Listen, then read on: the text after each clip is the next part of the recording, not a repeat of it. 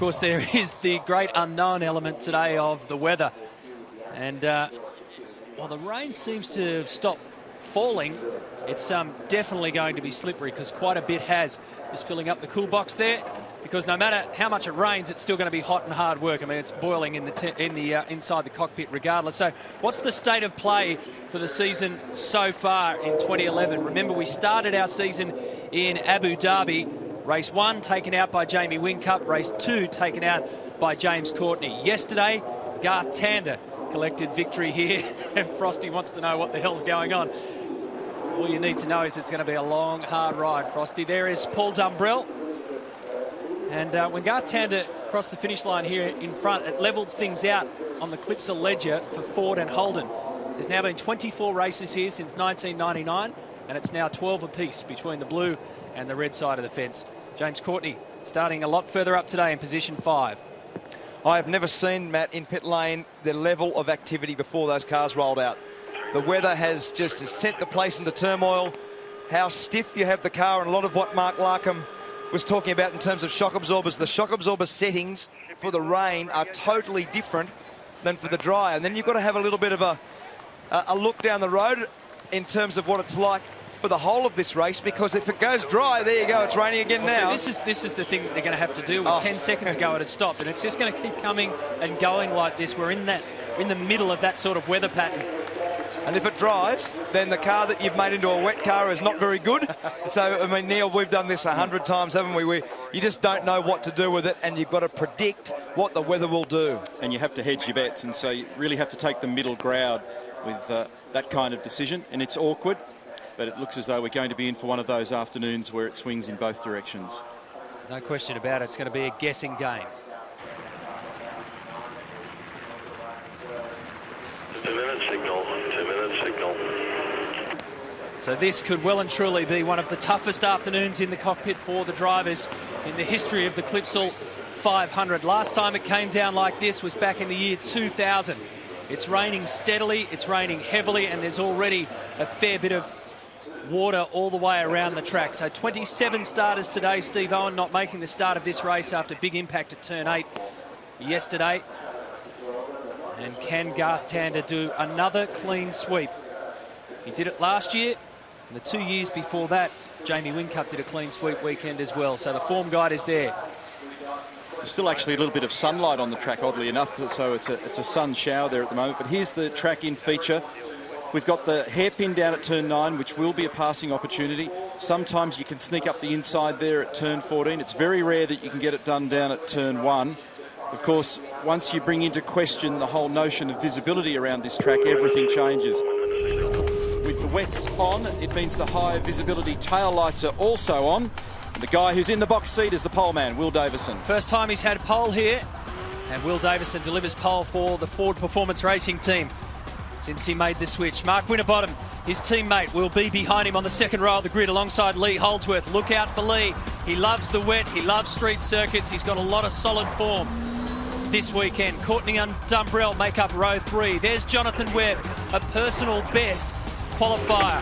Remember, the last time it rained on a street circuit in our history was back in Sydney. You know who popped out the front that day? Jonathan Webb. Lowndes and Reynolds has been very impressive. David Reynolds putting on a good show for his local sponsors, Stratco. Jason Bright and Greg Murphy, two tireless and experienced campaigners. And there's our race winner from yesterday, position 13. He had a really frustrating time in qualifying, Garth Tander. He wasn't a happy man. Stevie Johnson and Jason Barguana make up 15 and 16 rather. 17 belongs to Tony D'Alberto with the Ford badge this weekend. Tim Slade alongside him. There's Todd Kelly, 150 V8 Supercar Championships now. Alex Davison came into this weekend second in the championship, but has really suffered with the flu. Fabian Coulthard was throwing punches yesterday at the end of the race. He was right in the picture and ended up finishing 5th. Shane Van Gisbergen, look out for him too, and James Moffat had a tough day in his Clipsal main game debut. The rear of the field brought up by Carl Reindler, Dean Fiore and Warren Luff, who will start from pit lane. The tough conditions could be the saving grace here for Shane Van Gisbergen, who had a pretty tough qualifying. I went and spoke to Jim Stone Stone Brothers Racing about it, and there's no one reason for it. It's a combination of elements, but he's fantastic in these conditions, and history shows that. He splashed around in a lot of his youth in New Zealand motorsport, so chances are he'll be one that's worth watching from the back. Hey, as these guys blaze out on their warm-up lap, let's just have a really quick look at the wet weather checklist that these guys would have gone through to make sure they're going to be appropriate for both wet and dry conditions. Tyre pressures and tyres, wet weather tyres on. Now, pressures is going to be a real hard one, because if they're only a couple of pound out, the car won't handle well, and because you don't know how wet it's going to be, that's a tough one. So seal the car. Remember, these cars don't have rubbers like road cars, so lots of water comes in on the hot floor, steam inside. So seal the car. Demisters, these cars have a front demister and a rear demister, so we can get rid of that steam. They've got to be on. Ducting, they'll redivert ducting onto the front windscreen. We don't have a fan or an air conditioner, another way to get rid of the fog on the front screen. Rain-X on the external and internal windows all around, again to deal with the vision problems. Shocks, Gafey just said, what they'll do is drop the shocks off, soften them off. Anti-roll bars will get softened off. Springs will get softened off. Brake bias will get wound to the rear to use the fuel, the weight on the rear tyres to put those tyres back on the ground. So you've got to use more rear brake than front brake. And finally, camber. Just quickly, I want to show you. Here's your camber. That's how they run the cars, and the tyre deflects. Now, in the wet weather, that's not going to deflect like that. So those that have adjusted their camber, and I can tell you there are some, I reckon are going to get caught out. Well done, Lyco. That's exactly what I was saying about pit lane. That big checklist was being done in every garage, and the guys who have taken the car into total wet setup will look great when it's wet. If it goes dry, they'll look very ordinary, and this is a big punt. Look at that. And the shot epitomises it, because the circuit's bathed in sunshine at the moment, but the northwestern and western horizon's a disaster. That'll be the pattern of the afternoon. And Neil, have a look for the painted lines. You and I drove in that race in 2000. Shocker, wasn't it? It is out of control. The cars will burst into wheel spin in 6th gear on the painted lines. A couple of the savvy operators out there also took the opportunity to flip tyres around. They warmed them up on the rear. They've now put them onto the front while they're on the grid. That was the Bureau of Meteorology radar showing you all of the activity in a radius around Adelaide. We'll keep an eye on that for you. So this is race 4 of the championship. Will Davison starts on pole position here at the Clipsal 500.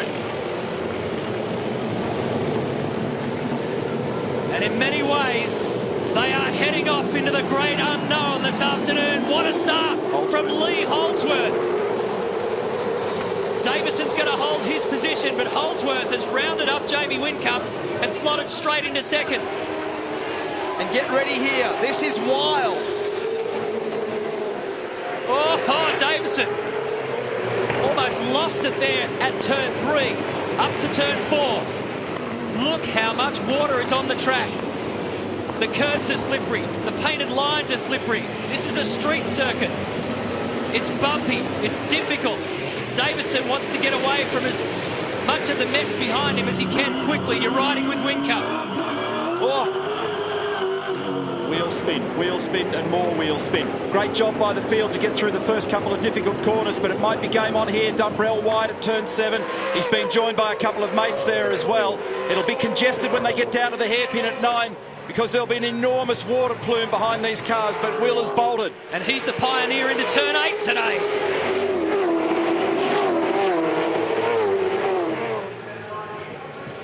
Look at Jamie Whincup. Didn't mess around. He wants this spot back.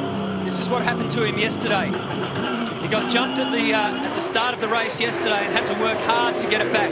Today he's made amends in just 9 turns. As we took the shot out the left side of Jamie's car, you saw a moment where the inside front on Lee's car actually stopped. It just shows you how treacherous the conditions are as he tried to modulate the brake pedal to deal with water, painted lines, bumps and every other thing. And 2 real winners in this is Rick Kelly, who's jumped to 5th, and Dave Reynolds has jumped to 7th. Great first lap for those guys. The chopper view down at turn 14 brings you onto the main straight. Massive crowd in the grandstands. Barry Sheen pits straight.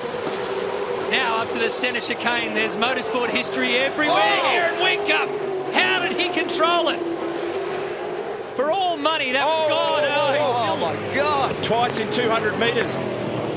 Too much throttle percentage, and you don't need to step too far wider than that or you'll end up in concrete here. That was close. I can't reiterate enough how slippery and wild this is. That example, there's Tom Kelly gone, there's Steve Johnson gone, there's Jason Bargwanna gone. That's all at turn 4. But You saw Jamie Whincup in 4th gear burst into wheel spin.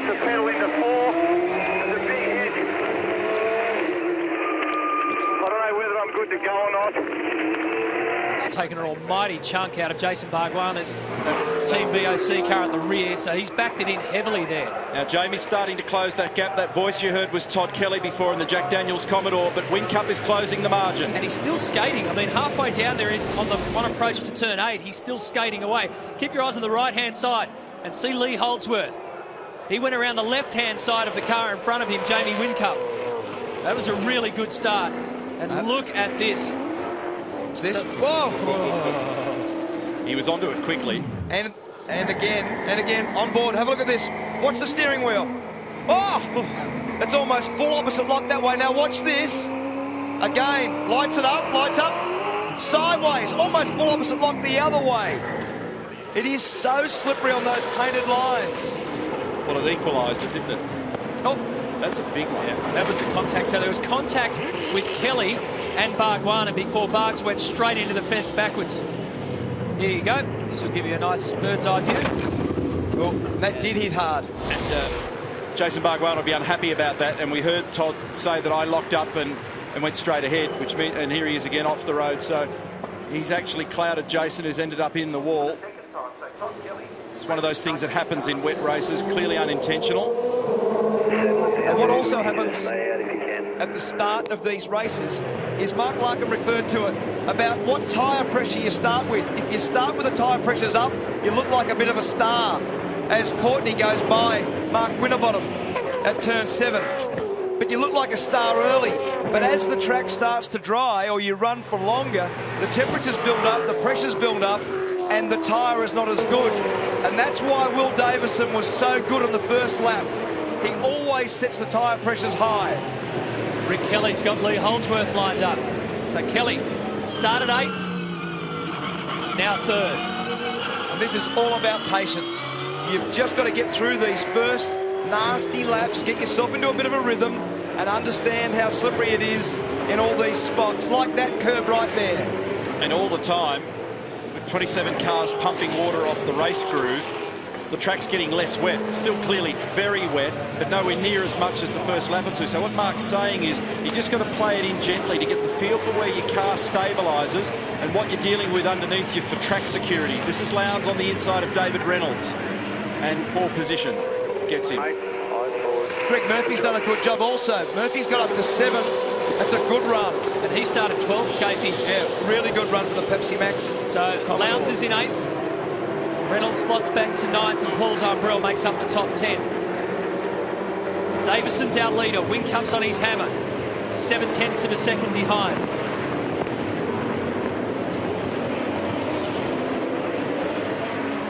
Astonishing to see how much rain there is out there, and then the car's in sunlight. This is on board with Lee Holdsworth. We'll stay with him on the run up to turn 7. Just have a look at the amount of wheel work and listen to the throttle work here as he deals with it.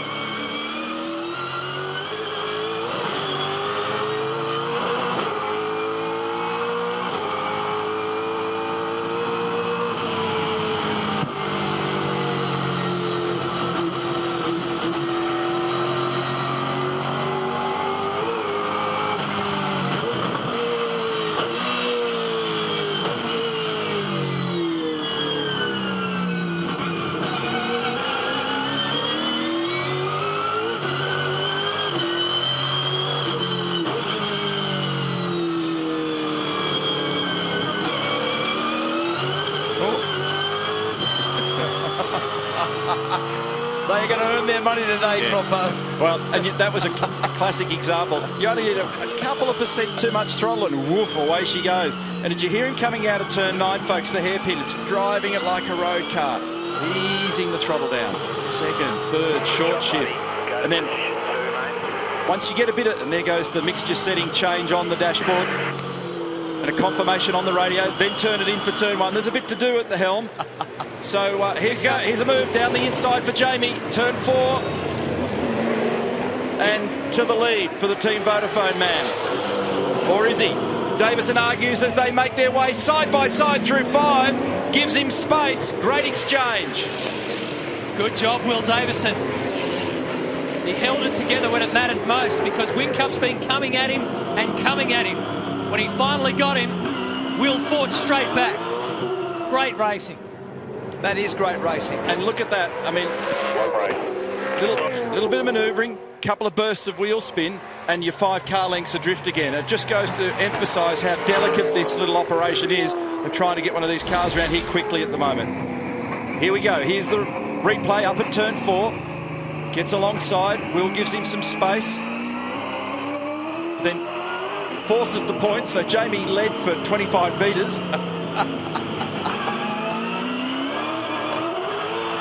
Wheel spin, second gear, and then firmly back in second again, and then he gets a bit more wheel spin. Listen to this. This is the one. And then there was another big burst coming off turn 7, and now, look, there he is. He's 7 car lengths behind. So great little battle between them. Davison is the leader.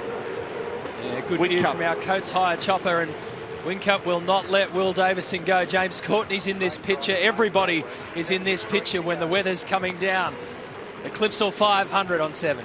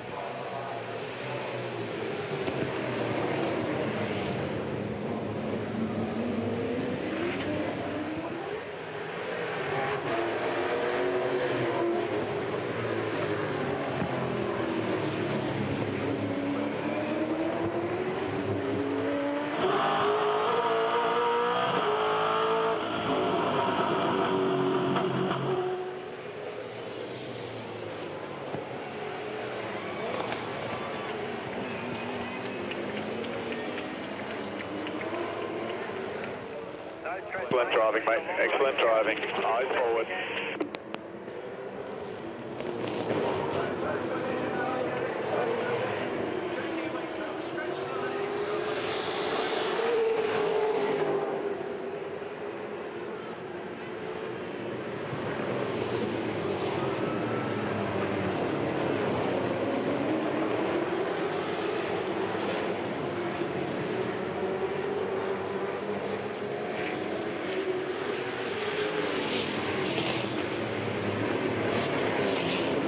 get the feeling it might be like this for quite a while. The dice for the lead changes again. Jamie Whincup has rounded up Will Davison. I can tell you, in the course of the last lap, Will has not only lost the lead, but he just about lost complete control of the car. This is, we're coming around to turn 7 here, so a couple of laps back.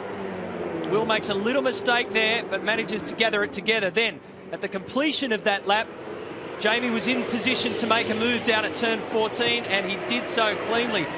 For a split second, you thought that Will was going to try and crisscross him there, but he was never going to get it. And a little bit further on, Will had a very scary moment. So the lead now belongs to Whincup by 0.8 of a second. Remember, we say it time and time again, he has that knack. When he gets out in front is when he starts to post strong, consistently fast times. Not one every now and then, but back to back to back. How's this bloke? We mentioned him at the start of the race, that Shane van Gisbergen has got form. We had him on V8 Extra recently. We had a shot of him in a Formula Ford, knee-deep in water. So he's had plenty of experience in these conditions, and he's just slicing through the pack at the moment. There's another one. That's 9th.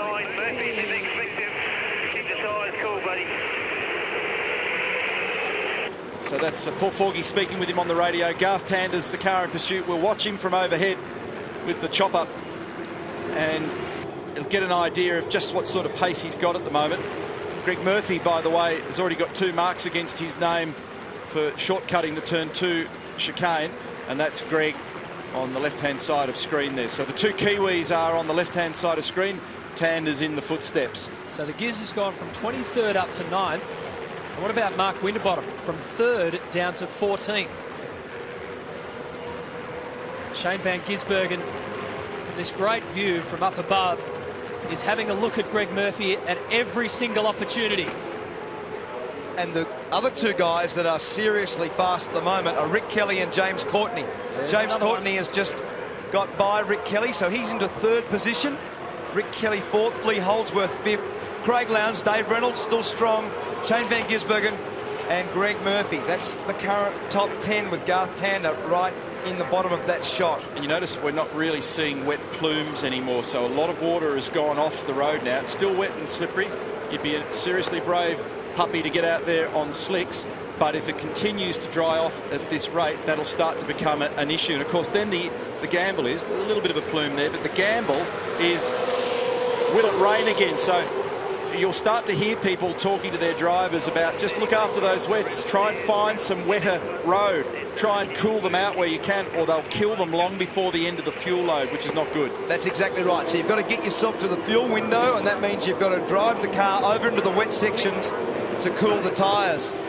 What you'll also hear is very, very soon is a lot of the drivers, that's Murphy, a big moment. That's his 3rd strike through there. One more of those and he's got a pit lane penalty. That's Tander up the inside.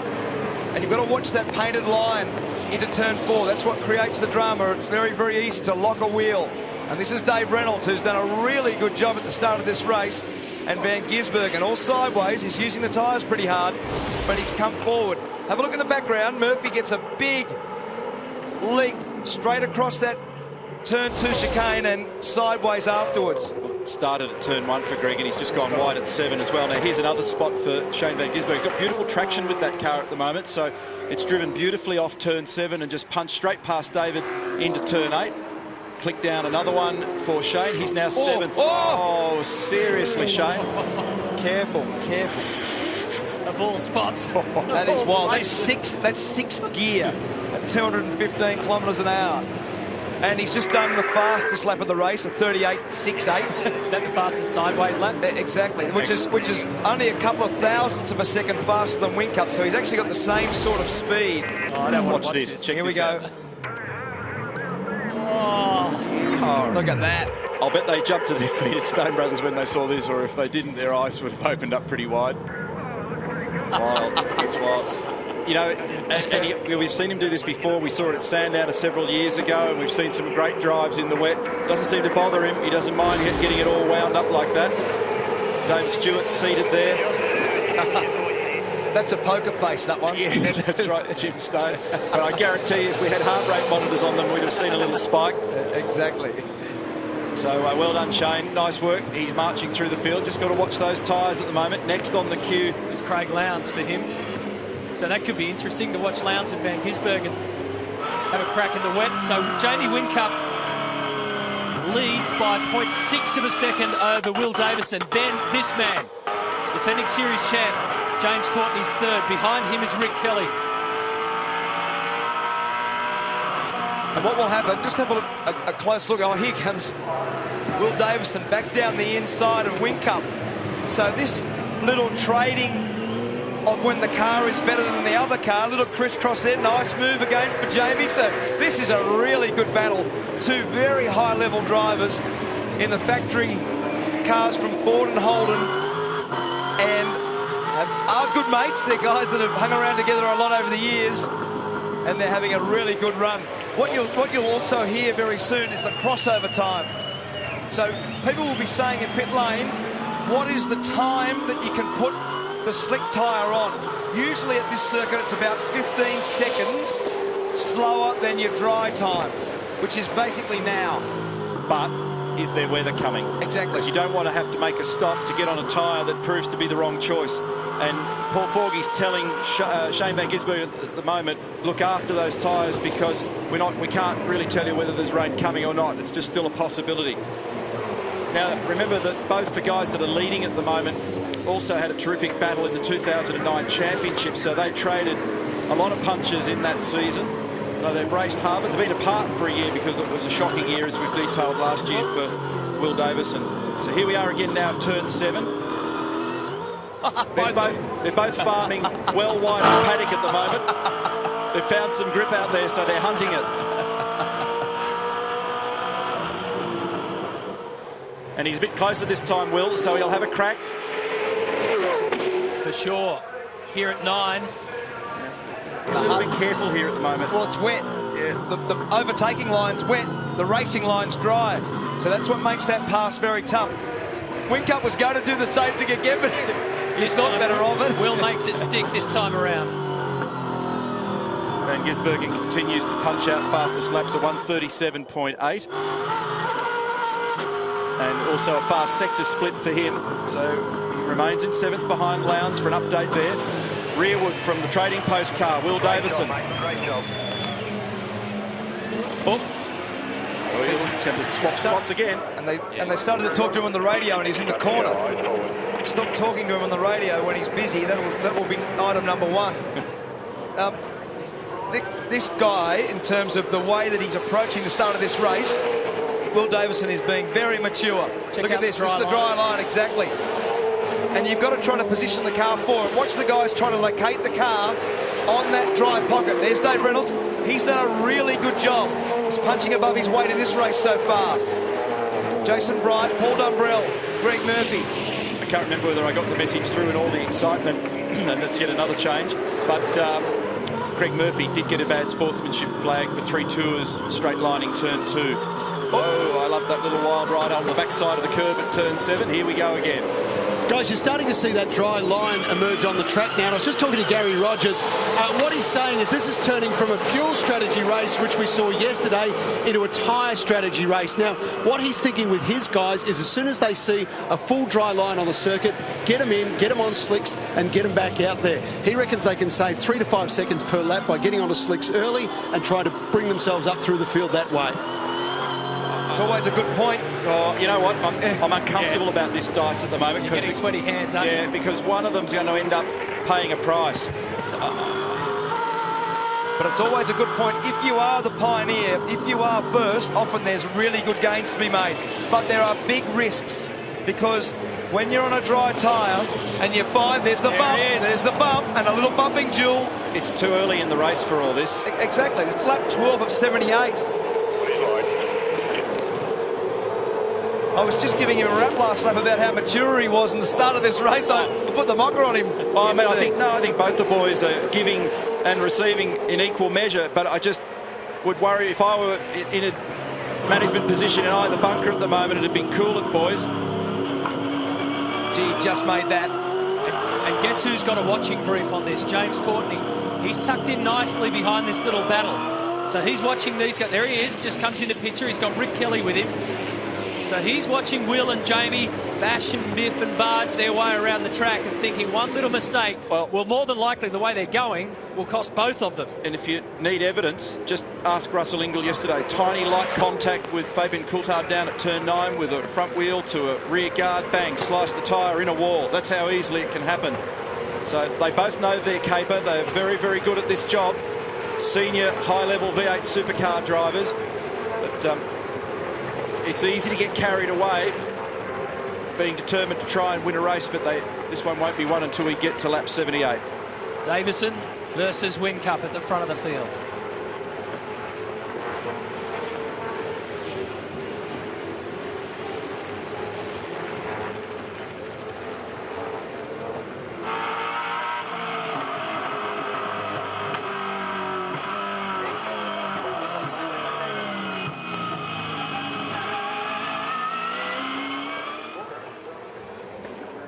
Good job, mate. How's the track feeling in terms of slick?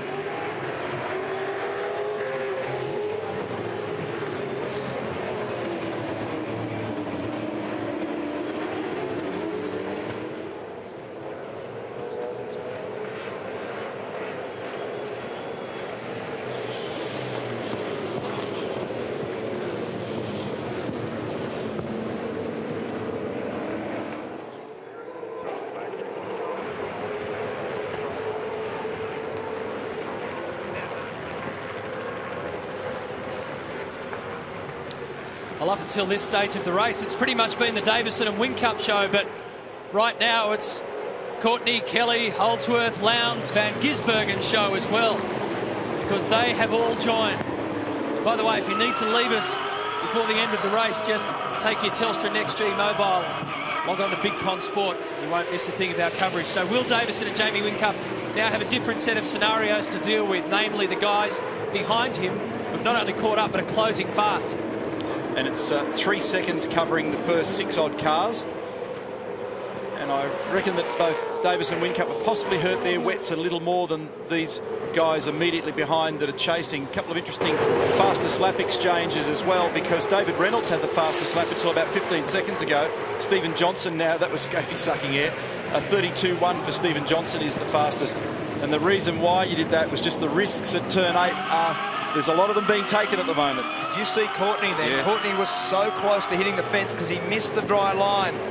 And this is 5 Commodores, all from different teams, all chasing the lone factory Falcon of Will Davison. And Will's doing a really good job. He's driving it very smooth, and you can see them all. Watch them when they come onto this straight now. They will all hunt the wet line. They'll all go different directions. Watch this. So there's Courtney. Right and left, they're all over the road everywhere trying to find coolness for the tyre. And Scafie, they try and find that coolness for the tyre. I was just having a chat to Kevin Fitzsimmons, the Dunlop Motorsport manager. He's not at all concerned about these wet weather tyres running around on a drying track, or in fact a dry track. When they designed this tyre, they did it for the Grand Prix in Indy years ago when there was no pit stop. So they knew it had to last. And you know the ultimate test, Robbie Bolger won a drifting competition on these tyres 3 years ago, and they were used. Well, in the scale of wet weather, soft and hard, these are at the very hard end of it. That's the one that you were gasping about earlier when James was 1 wheel width wide in the wet stuff. So they are a very hard wet by wet tyre standards. That's the fascinating one, down there towards turn 8 when they go in search of the wet line. It's right over the other side of the track, so everybody holding position down to turn 9 except for Mr. Lowndes, who wants to arrive up alongside Mr. Holdsworth. Jason Bright just summed up the situation out there at the moment. He just told his guys, Phil Keat on the radio, change here or not. No, he just said, I don't want to be the first guy to blink. Oh, hang on, Courtney. So Courtney went through. While Whincup was blinking at his mate Will Davison, James Courtney saw an opportunity and slid on through into second. That was a neat move. And Bright's actually got a visibility problem with that Team BOC car at the moment, so they're going to have a look at a duct when he comes in for his stop. Here it is again in replay. We'll see what happened here. It was because of the battle going on up the front, became an invitation for James to take a spot after turn 11. So Jamie got on the curb, couldn't get traction, lost a spot in all that. Rick Kelly almost got up alongside also. Here's Lowndes into turn 4, down the inside of Holdsworth. Nice, clean move. Craig's been very patient at the start of this race. It's been quite impressive not to get caught up in any drama.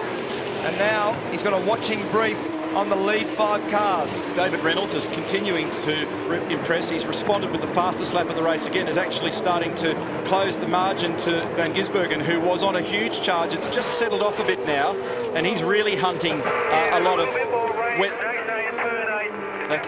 That's Craig Lowndes, a bit more rain, he's saying. So Shane's hunting wet.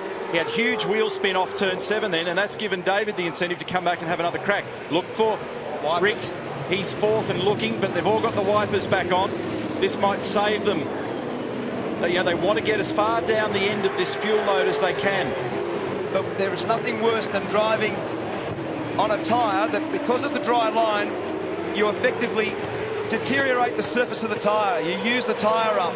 So when it goes wet again, the wet weather tyre is nowhere near as efficient as it was before. You basically wear it out. You wear all the little blocks out, and it doesn't disperse the water anymore. So when it does rain, these tyres will be ultra bad. Tears and feathers and rounds off the edges of the square blocks on the wet tyre. Might be, if you can hear us, Larko, you might be able to steal a wet from somebody and just show us what that might look like if we get a spare moment. What a great battle. What a great battle.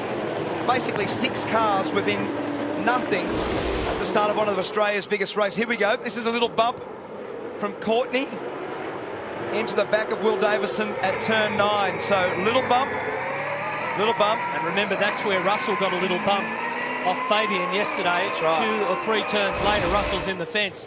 So those tiny little things can make a very big difference and have a big impact. Look at them searching the water. Yeah. Craig's driving through the donut stands down there at the moment, trying to find something wet.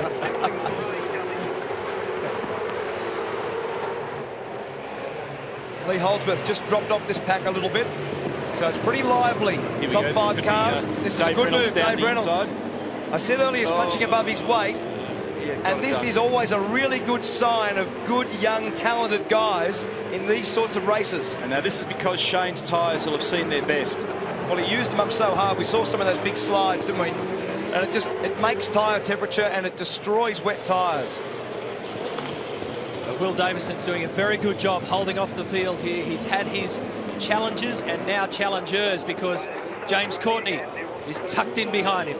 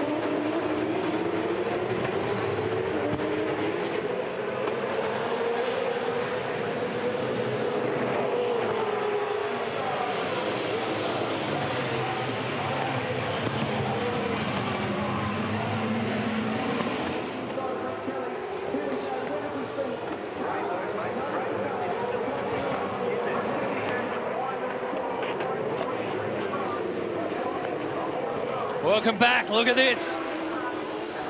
Will Davison is under maximum attack. They're all lining up, ready to take a pot shot for the lead. James Courtney wants a piece of it. Rick Kelly wants to get it. Craig Lowndes has got ahead of his teammate. He wants to buy into it. Another change for the lead. Courtney's there. I reckon Davison might have clipped the fence. In defence, Rick Kelly goes through. So just like that, Will Davison's gone from first to third. And that was so aggressive. I've never seen it. The top 8 cars are straight ahead. Straight ahead, Lowndes. Lowndes wide. The top 8 cars are within nothing because it started to rain again. Look at the wipers. Look at the rain coming down. This is fantastic. They're all bunched together. You don't want to leave this one. Do not go anywhere. Scopey made the remark to me in the break, how healthy is this when you see all these different cars driven by all these different drivers, engineered by different groups of people, totally different approaches and engineering philosophies, easy for me to say, and they end up in this position so close. It is fantastic that they end up so close on the track, and there's nothing like a wet race to sort this out. All right, so it's Courtney now leading. Rick Kelly is second. There's Will Davison, the pole sitter, third. Jamie Whincup is fourth. Then it's Lee Holdsworth. Then David Reynolds there. There's Garth Tander, and there is Craig Lowndes. Nose to tail, now side by side. Well, Tander caused that because Tander gave Dave Reynolds a push, and then that pushed him straight into the back of Holdsworth. Now, Dave won't give this away. Drivers are being asked now, if we get a safety car, for example, what tyres do you want to choose? It's a near impossible question to answer because there's something of a diminishing dry line. It is sprinkling. Here comes Lowndes again on the inside of Tander at 4. And we're, I would say, somewhere in the last 20-odd litres of this fuel load. If you have a guesstimate between 2.3 to 2.5 litres per lap as a fuel burn, which of course is not what they would normally burn in the dry conditions as we take a look at that replay up at 4. Neil, it's a good observation. Someone just asked me on pit lane, what would you do now as a team manager with your driver, with your tyres? I said I'd do exactly that. I would ask the driver. When you don't know what the weather's going to do, he's got a better read on it than anyone in pit lane. But the only thing about it is, Larko, when you're embroiled in a battle like this, you don't want to talk back to the pit and say, oh, boys, look, I'm not doing the weather prediction. I'm actually quite busy. Yeah, I'm a little bit, got my hands full at the moment because you get back to me when I just release these 7 mongrels behind me who keep banging into me. Well, and there is no relaxed time here. Now, the only opportunity you kind of get to pick up the vibe of what the horizon looks like is on the run-up to Wakefield Street, where it's bumpy and slippery. And probably when you get up towards turn 7, you get a bit of a glimpse of where it's all coming from. But as we know, and we saw this in graphic evidence in Sydney, the final event last year at the Sydney Telstra 500, you know, it was raining in varying corners of the track, let alone postcode to postcode. So everyone's going to run right now to the end of the fuel window. We reckon that the cars will use about 2.3 litres a lap. Neil thinks a little bit more than that, but compared to the dry, where it's about 2.75 litres, they'll run to a window of almost 30 laps. Oh, gee, that's close. Lowndes down the inside. There was nothing in that then. Yeah, so on my numbers, you'd get to about lap 30, but on this first stint, you always burn a little bit getting out onto the grid, then doing your reconnaissance lap and coming back. We'll change here. Up at turn 7. Oh, Courtney's gone so wide, so Rick Kelly now has the race lead. And it's raining hard. Look, in that section of the road, it's wet. Look, we saw that bit of road before, dry. It's now wet at turn 7. The 4th driver in 25 laps to have the lead of this race. Yeah, so, you know, I reckon my guess is around about lap 27, 28. All the engineers are asking their drivers again at the moment, what do you want? Here comes Lee down the inside of Whincup. Job done nicely. So we're seeing different phases of performance depending on where your tyres are at, the way your car's set up at the moment, what risks the drivers are prepared to take or not. What a battle. Kelly the leader. Absolutely fantastic. It is great. We're seeing different teams, different drivers, all with their moment. You can't say in the sunshine, but you know what I mean. We saw where you're heading. Here's Tander on Whincup. Whincup's going to go wide, give him the room there. So clearly, car 88 is under pressure, and he knows it. He's struggling a little bit, so he slots down another spot. Whincup goes to 6th. I just wonder what all that changeover would do for Will Davison. It now puts him in a spot, so this is Courtney going off. That gave Rick Kelly the lead. Remember, since the start of this race, Davison has been in a battle after battle after battle. Now he's just pocketed into 3rd in a little bit of space by himself. Now, the first guy to actually put a stake in the ground that I've picked up on is Lee Holdsworth. He made the call to Richard Holway's engineer. I reckon we should go to slicks. So, that's a brave one. That's a brave one. That's very brave. Because did you hear what Lee said back? He went, no way. Neil, you're spot on, mate. That's exactly what Fujitsu are doing. Oh, Van Gisbergen round at turn 7. Got it on the curb, rode it for a while, didn't have enough lock available, couldn't get it round. Hey, what do you reckon, mate? Should we take it punt? Or you reckon we better stay here and stay out there west? Sorry, Barretts. Sorry to bump in on you like that. Let's take a look at Craig Lowndes. I think the weather's answering it for them. It's raining harder. They've got to stay on wets in these conditions. Yeah, sorry about that, Barretts. Everybody's going to slicks down here. Really? Yeah, absolutely. Will Davison's on his way in. Lee Holdsworth on his way in. They're all going on to slicks. This is going to be wild, boys. Well, the guys that are on slicks are in for a rude awakening when they get round the back of the track, because even in the last 30 seconds, it's worse. Here they come. So Will's in. This is game-changing stuff now. This race will be won and lost in the next 10 laps. Holdsworth in, Tander in. Let's see what they put on. Big gamble. Of course, it may pay dividends in 10, 15, 20 minutes or more. But you've got to survive through it. Yeah. Okay, wet's going on Tander's car. And I reckon they've had a game change midway through, so they've gone to wets. They had the slicks laid up. You know what? I reckon Will Davison's called that. I heard it, and he shouted at the team. Well, I got 28, 27 blokes shouting in here at the moment about tyres, so... No, so Lee's sticking with slicks. That is brave. Now watch this outlap of his. He's going to have to do this at rental car speed. Be careful, buddy, was the word. Exactly. Richard Holway just said to him, be careful, and honestly, bear with us at home. You will... Super cautious, bring him up. Great job, mate. You will not believe how dangerous this is. Yeah, and we're talking about the sort of pace you do in the car park at the shopping centre, otherwise you'll end up off the road. Richard Holway said to him, mate, you've got to get through 5 minutes of this, and then it's going to dry up. So they're making a prediction. But look at Lee battling to get round turn 5. Of course, if it does come their way and it dries out, they're one stop in front of everybody in terms of tyre placement. I'm absolutely convinced that Will Davison has arrived in pit lane and seen the slicks there and gone off his nut and said, you guys are nuts, go and get the wets.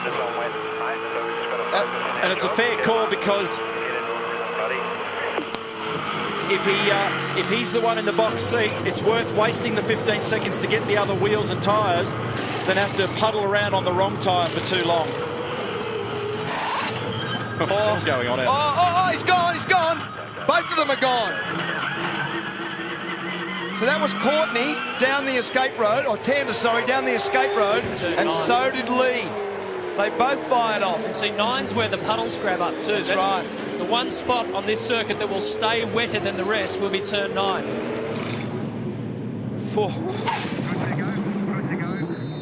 It's going to be... Oh, look at it's the going to be difficult to be able to pick who's on slicks, I mean, it's raining and who's harder. not. But we know that Lee Holdsworth is on a slick tyre. No tread face on these tyres, and if the water sits between the road and the tread face, it's like an ice skating rink.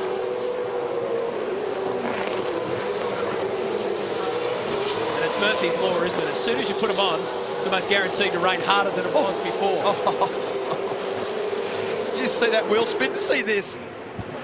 Oh, dear. That is out of control. Neil Crompton and I are grimacing at every bit of wheel spin. And oh, look at that sideways. Oh, he stayed on. I can't reiterate this enough. It is absolute madness when it's like this. He's got to slow down. I know he needs to make temperature, I know, but he's just going to have to slow down. Yeah, that's the good call, Lee, is just to let him go. It might come back to him quickly anyway. I mean, 5 minutes from now, it could be the other way around. So let him go. Don't get sucked into everybody else's rhythm. Yeah, the odd one is, though, you usually do what Lee's done when you've got to go out on a limb, and there was no reason for him to go out on a limb, because the guy is terrific in the wet in any case. And it's probably the sort of... that's in the wall. There you go. That's the end of his race. I mean, So the gamble... I really feel sorry for him. I mean, it's so hard. They were trying to do the right thing and be out of step with other people, and it's just unbelievable. Well, in the most brutal terms, they've outsmarted themselves. Now, I imagine this will be a safety car. Yeah. Forward turn flags. We've got cars stopped. Left-hand side entry to turn 9. Just hold safety car. Now, Greg Murphy ran the wrong way. I think there's a few who hadn't stopped, and this will actually help them because they've been able to go longer on that load of fuel. Not your fault, buddy. You're on the wrong side, mate. No, we thought that was it, so sorry, bud. Here's the replay. Just would not turn. Well, a slick tyre and a wet track just does not work. And Richard Holway really responsibly then, said, it's not your fault. You're on the wrong tyre, mate. Yeah, the only thing I'd say, though, is if you are on it and you've made that choice, you've just got to knock it off to almost walking pace, because 5 minutes from now, you just never know where that luck may play you. That's right. You've got to live through that phase, haven't you? And clearly, turn 8 there is so wild. but it has ended poorly for Lee Holdsworth, which is a shame after his great qualifying performance, and there's been a lot of promise in the pace that these fellas have got. They'll have to show it another day. So Rick Kelly with wet tyres going back on. Tony D'Alberto in front of him. Jonathan Webb coming in. Safety car out. And here's Paul Dumbrell. Big moment, massive moment. Oh, how we got away with that, you'd never know. That's as close as you want to run. Well, isn't it? So chaos in pit lane. These races just bring it out, don't they? It's just so that would have been Paul on well-worn wet tyres having that bit moment. So Petter's safety car in control. The rain keeps coming down. And the first big gamble of the Clipsal 500 hasn't paid dividends at all for Lee Holdsworth.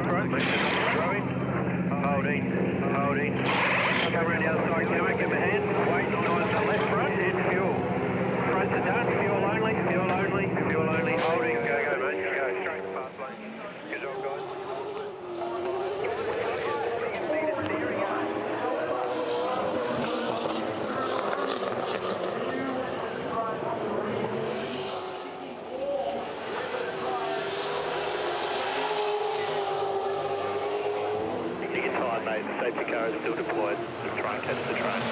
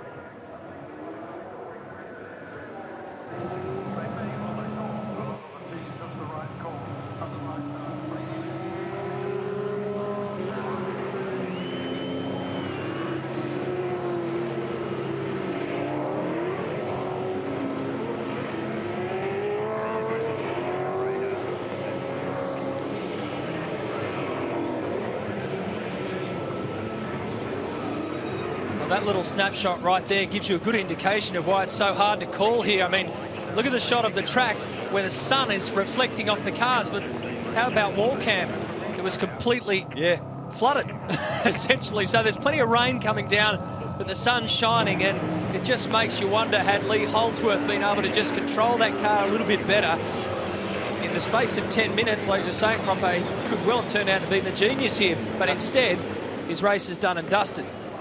And that's the great shame. You know, he's a great young bloke, and it's a terrific team. Good spirit with those fellas down there. The safety car's getting ready to vacate once again, and we're ready for more green flag action. And the bounce of the ball could have been the other way there if he'd slowed up. Even if he was prepared to sacrifice track all the way back to 27th position and walk around, 5 minutes from now he might have been on just the right tyre. But that is unfortunately the benefit of 2020 hindsight. And safety cars breed safety cars. Don't worry, after the restart of this race now, it will be on. Because Van Gisbergen, we already know he's great in the wet. He's back in 13th position, so he'll want to come forward. A couple of great drives. Jonathan Webb's currently 3rd. Dave Reynolds currently 6th. And Rick Kelly leads him out from James Courtney, and there's Webb. Finished every race in 2010, and of course won the wet street race in Sydney. So he's seen this picture before, and he doesn't mind it. And he's driving it well, Matt. He's very, very straight, and he's giving the series champion plenty of little Morse code messages through turn 5 and 6, and then a bump there. That was a lot harder than it looked, I reckon. That was Whincup and Lowndes, and this is on. So he's got him. And this is gutsy. This is really gutsy into turn 8 on the first lap after the safety car. Oh. Total wet, yeah. That's not surprising at all. No.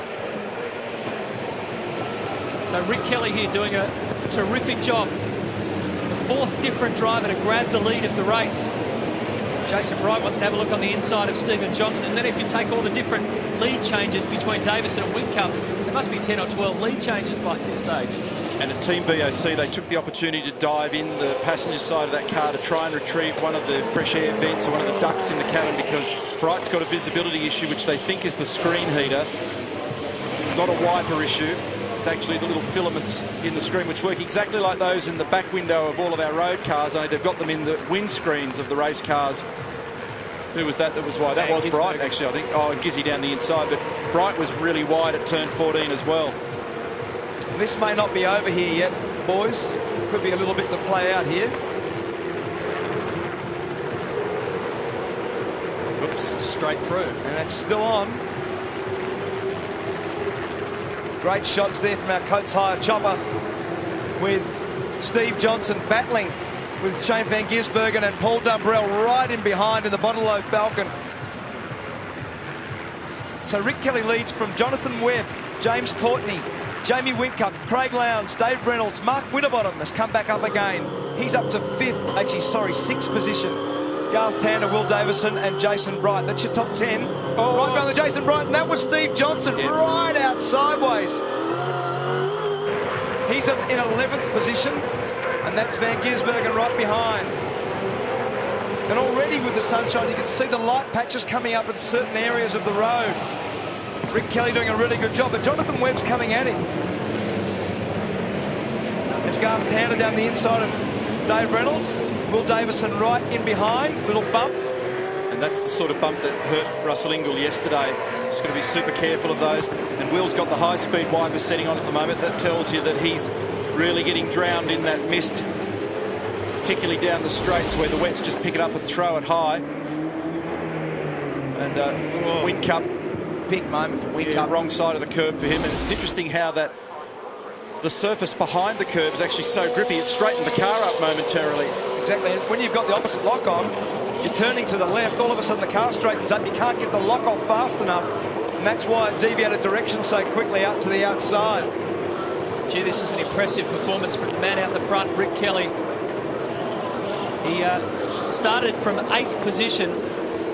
He's seen off all the challenges, and now he leads this race with the youngster Jonathan Webb behind him. It's been 3 years since Rick has won a race. Have to go back to 2008 at Oran Park, and of course he'd be searching for Kelly Brothers Racing's first team victory, first race victory as their team. Jonathan Webb's got pace here. He was 3/10 faster in the last sector than Rick, so he's definitely hunting down this little margin. Oh, it jumped sideways on the gear change then for Jonathan. And those painted lines, Yeah. they're so wild. Here we go, just look at this. That's a lot of water. That is a lot of water.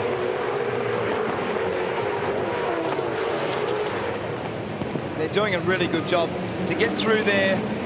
It's a nice reward for Kelly Racing and the boys at Jack Daniels, because it's been a big undertaking for them to go out on their own, get into a 4-car operation, try and make that a harmonious activity, build all the manufacturing they need around it. They're still in that process literally as we speak. You know, it's not a short-term process trying to get yourself up to the level of the biggest competitors in this business in many cases. I mean, take, for example, the Holden Racing team recently celebrating its 21st year in the game. So 2 decades of equipment and intellectual property that builds along the way. So I think you said a moment ago, Matt, it's year 3 for them now, and here they are leading a race. So this is a very important moment. We've seen glimpses of strong performances, and so this is a nice reward for a lot of hard work. Doing a really good job there at turn 4. You see him straddle the white line. Oh, and that's Bright in the fence at turn 2. He's gone straight on and he's ended up through the gravel and into the fence. We'll get a shot of this for you when there's a lot of damage. Oh yeah, he's hit that pretty He's hard. hit that Look at the very front hard. right. And he was complaining about more understeer prior to this. He'll have a little bit. Here we go. Okay. So through, he's going to spin it around right now. So Spun the it's wrong grabbed way. the curb, and it's just arrowed him straight into the fence. That's very unusual to see the cars do that way, but it come from the little bit of curb action and then catching the wet line as soon as he come down. When the car landed, it immediately fired sideways to the right, and he had nowhere to go, straight into the fence. There's the other end of the Jack Daniels Racing And story. Todd Kelly in the garage. And this car hasn't been turning in the appropriate way in equal amounts in both directions. So Todd was complaining about it turning better one way than the other, so he thinks he's got a problem in the front end. So he's come in. Obviously, it's a drama. He's down in 24th at the moment. Bargwanna is out, remember, from that incident very, very early where he was tagged. And in fact, thinking about it, whatever Todd's got going on probably relates to the tagging of Bargwanna at the start of the race. Yep. So unfortunate for both of those guys. In fact, Todd said when he rejoined, I don't know whether I'm good to go, meaning I'm not sure whether the car was fixed. Look at all the debris out of turn 2. It's a lot of debris. You've got to hope that that doesn't cut or damage a tyre. It's a great shot. The car's coming through there. You've got to drive the car. The thing about driving the car over the curbs, it's okay if you keep the safety car out now. If you keep the wheel straight and you don't load the throttle, then you're okay. The reason for that safety car is that odd-looking bit of debris as we watch Jason coming back in now with that car is it's actually a bit of chain according to the race director. So there's some chain on the road after Jason's hit that wall. Has he gone around? No, he's still out there. That's optimistic. Oh, you know what it'll be? So they can get gear ready before he comes in. I heard him on the radio, and I heard probably Chris Clark in their team also saying, can I get a hand to get bits out? So they'll be fishing bits. Mechanical black flag, car 8, mechanical black flag, car 8. Here's the chain. So it's used to secure fencing and tyres down there. And I don't think I ever recall seeing a car go in at that angle at that particular spot. That's what I was saying. It's very weird, isn't it? Yeah. Whole day's weird. Everything's been weird in this race.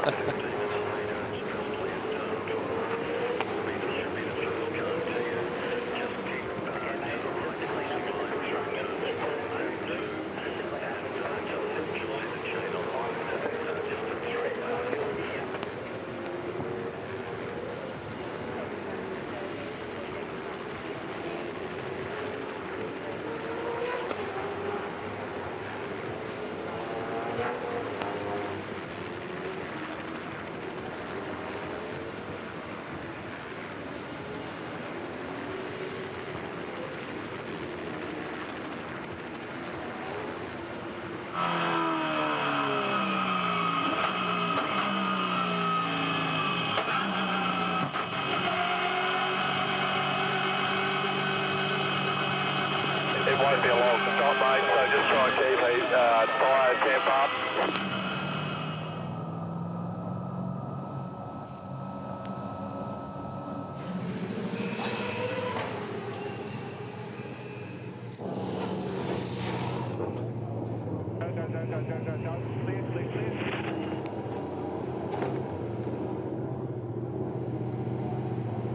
take this front bar off, Brody, because the official's not going to let me go out with it. Even if you patch it, I mean, it's not causing any problem at the moment. Yeah, but he's the judge of fact. I can't.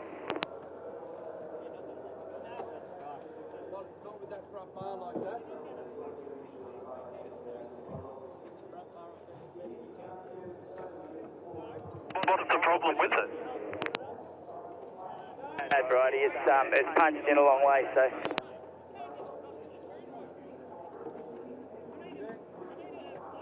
We just did 3 laps with it like that. It hasn't had a problem. Jim was getting hot, Dave just said too, so yeah, it's pretty punched, mate. They're not letting us go through. They're not letting us move till we fix it. So sorry, mate. That's the final word.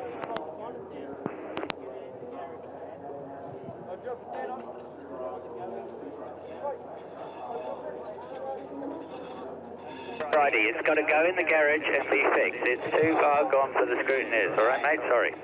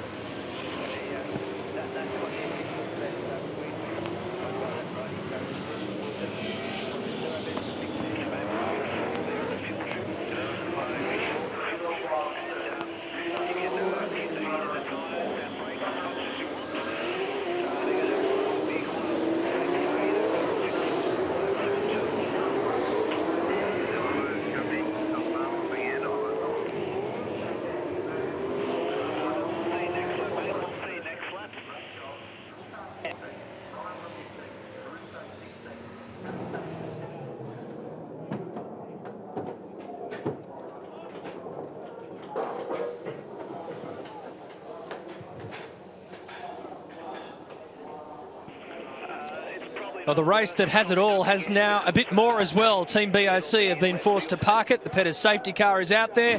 The rain has stopped falling, but there's still water on the track. And there's still a long way to go. 41 laps, in fact. So let's take you all the way back to the start, where Will Davison started from pole position and got a ripper of a start, but Lee Holdsworth probably got the best from his second row, rounded up Jamie Whincup and slotted into second. Todd Kelly and Jason Barguana came a cropper up at turn 4. Big impact for Bargs' car. And then it was just on. Whincup versus Davison. Then Davison against Whincup. They kept tic-tacking their way around at the lead, while Shane Van Gisbergen mowed his way through the field. Started way back in 23rd spot and got himself up into the top 10 in his typical style. These two just had an awesome battle. The lead kept changing. They rubbed panels. It was fair, but it was fun. And it was furious racing. Just great to watch. This is where James Courtney made his move on Jamie Whincup and then parlayed that into a move on Will Davison, where Will got all bashed around here, and before he knew it, he was third, and before Rick Kelly knew it, he was first. It was that kind of race. By the way, this is all before the rain really started coming down and messing things around. So tyre choice became critical. Will Davison made a late call to not go to slicks and stay on wets. Lee Holdsworth, however, went out there on slicks and paid the price heavily. And then Jason Bright. This is the impact that has triggered the safety car that we're currently in at turn 2. And it was only about, what, 30 seconds ago that I said the rain had stopped falling. I think it's falling again. Got a flat tyre. Craig Lowndes, flat tyre right front. So he'll have to come in right now. I think he's missed it. I think he's missed the entry into... No, I think he got there just, Matty. Oh, just. Yeah. So here he is. This is on the final lap of the safety car period. Yeah, I was just talking to Jeremy Moore. He's not aware of any contact that Craig's had. Yeah, right front tyre there. And what they're going to do here, you'll see, I'm pretty sure they'll do both front tyres. The reason they'll do that is because if you put one tyre on the swarm, leave one tyre on the small, put a cold one, and it makes the car extremely difficult to drive. Maybe that was as a result of the debris down at turn 2. I might just try and get in here and have a look at one of these tyres, if we could. Scapey was talking about that tyre a little earlier on. If I lift that up, there you can see, well, there's a flat one, but you can get some idea that... Oh, no, they want to take that tyre away. I might just see if I can grab another one. So I want to try and show you the tread blocks are usually quite deep. That's it. That's the bit of metal right there. That's gone straight under that tyre. Yeah. So have a close look there on the left-hand side of your screen. You would have seen something that punctured that tyre. And if you recall, I was talking about the debris on the road. Go ahead, Larko. I know you want to get a word in. No, that's okay. I mean, obviously, guys are keen to know what... Yeah. So there's the replay again. They're busy down there at the moment, but we get the general idea that I was worried about the amount of rubbish that was sitting on the road down there when that chain was there, because the tyres have got, compared to a road car, very thin tread face, so it's easy to damage them. Even the wet, which looks chunky, it's got less than half a road tyre tread depth. And that was a crash that left more than just kitty litter and, you know, general debris behind. It was a big one. It tore a bit of a chain off the fence, so there was all sorts of stuff down there that could do that damage, and they'll find it.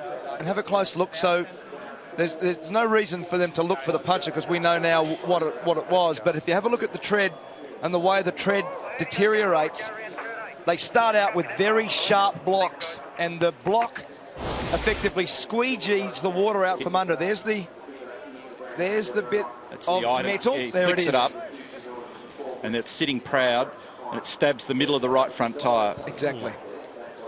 So when they go home for a beer later tonight, Craig can say, thanks, Jamie. Yeah, now that's answered the question, because Adrian Burgess is watching what you're watching at home. So that has answered the question for them at Team Vodafone. And that was debris on the racetrack as a result of the Jason Bright contact with the wall outside turn 3, where there was bits of chain and various... it'll probably be a bit off his car, I'd say. I don't think that'll be nothing associated with the track wall. So this is the restart. Again, this will be on for young and old. Means there's 40 laps to go. And Rick Kelly is at the front of the field. I need to re-register what you just said then. There's 40 laps of this to go. It feels like they've already done a few rounds, doesn't it? Good restart, Rick Kelly. Well done. And that's the thing about these really long, complex races, especially when the weather's odd like this. And look at James Courtney down the inside of Whincup here.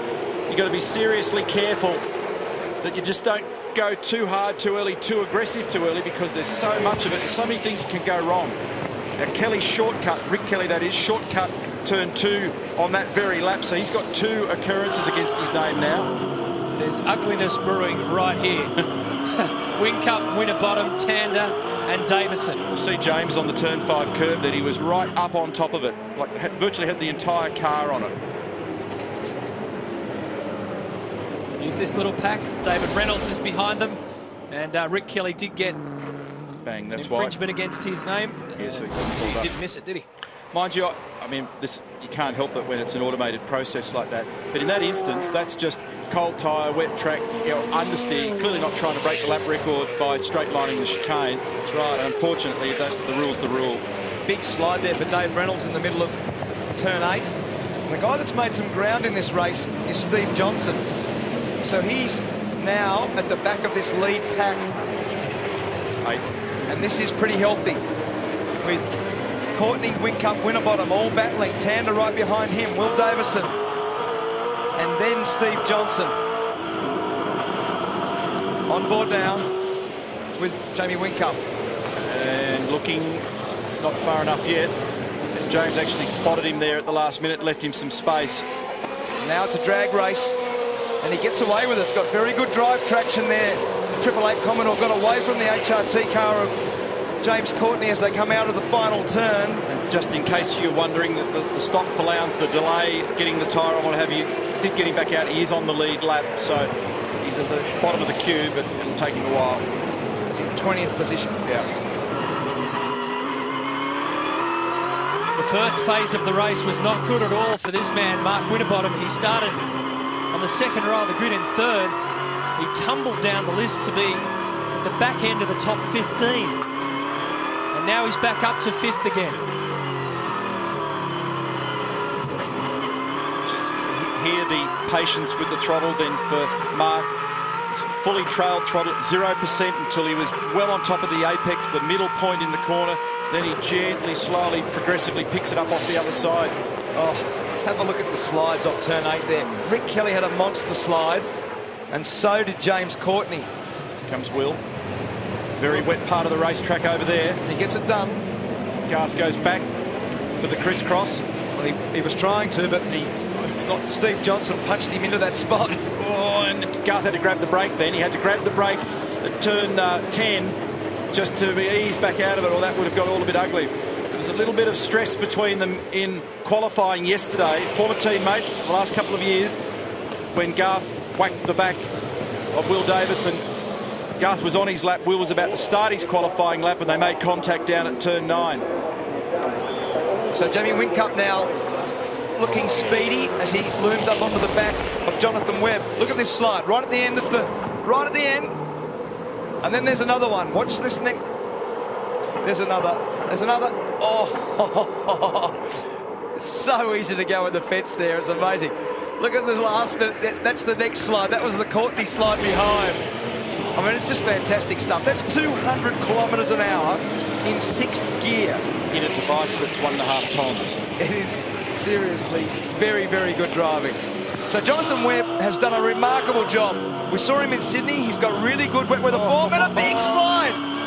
Actually, he handled that well, because what he did was, instead of trying to keep the tight corner radius on, he just let it go, floated up over the curb, and went, okay, well, this is what I've been dealt, pressed on. And didn't lose any ground. Didn't lose any ground. He stuck with it. Looked like it was half a move, in fact.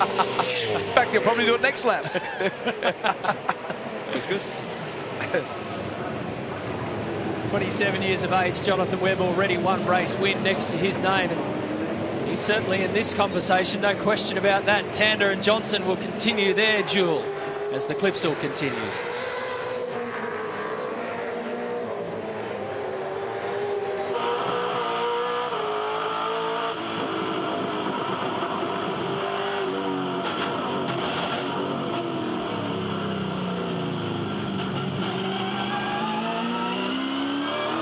Great pace, mate, great pace. You need to safely maximise these tyres while you can.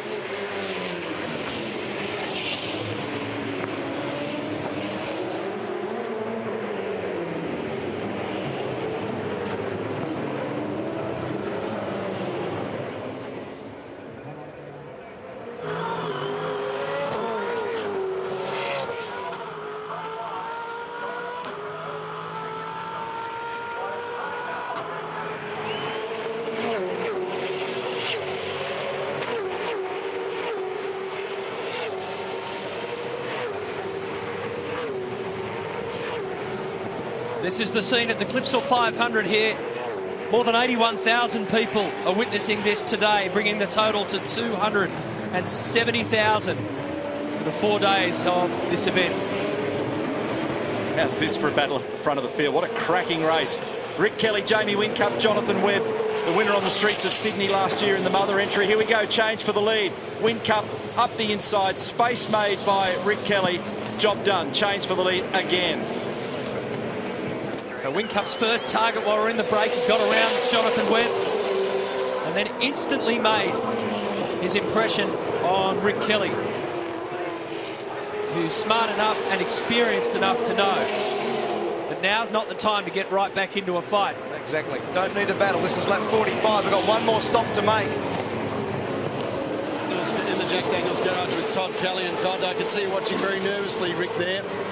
Yeah, it's a little bit of a shame I'm not out there trying to follow him around, but he's done an awesome job all weekend. The car's been fast, and I think this is a bit of a turning point, not just for Jack Daniels racing, but the whole of Kelly racing. We've got a lot of new gear in the cars, and if we can keep this up for the rest of the year, it should be a good one. Yeah, it's just sitting in there behind Jamie Whincup at the moment. What advice would you give him at this point? He knows what to do.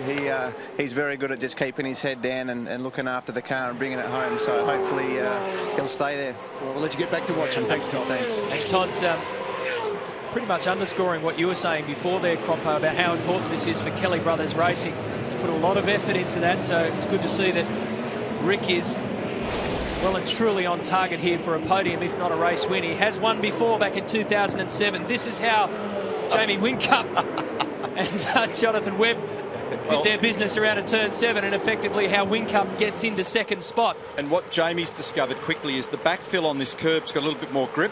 He's now using it to his advantage. Scopey and I were laughing about it in the break because he's getting massive corner exit speed gain from it. And he's flying at the moment. Here's the move down the inside on replay as well. There's a bit of amusement in all this because this has been a great race. We've seen a lot of teams and a lot of drivers putting their best foot forward. And the international motorsport community, whoa, Lowndes in the puddle and just flicking sideways.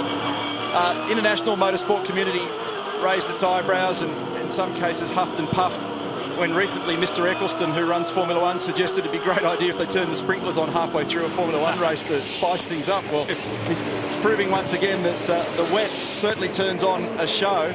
It may not be quite as crazy as it sounds, although it is a bit contrived, but certainly this wet race has been fantastic. It's the combination of the wet-dry and the varying phases of the amount of wet on the road that's actually made this pretty wild. Here comes Garth. Turned down the inside of Stephen Johnson. This is for position 7. And there's a rule that the 150-metre board on the left-hand side of turn 8 before you get there, that you've got to have the pass made before that corner. So you don't want two cars arrowing in there together, as we've already seen plenty of drama there all weekend. It's very, very fast and there are big consequences. This is a cracker race. Jamie Whincup leads.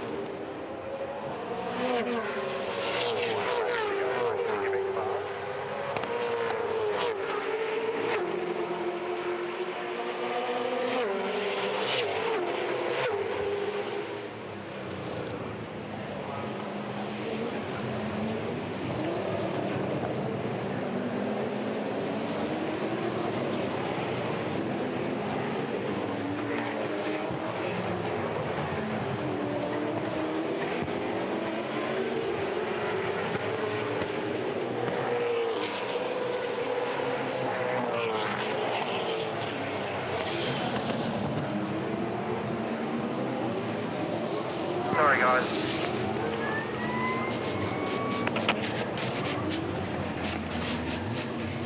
Mate, just try and pull it up, pull it up.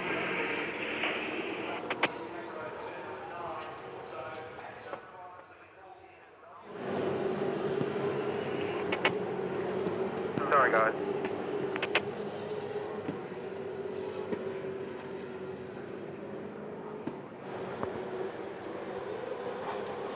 Turn 8 has claimed another victim here at the Clipsal. This time it's Warren Luff.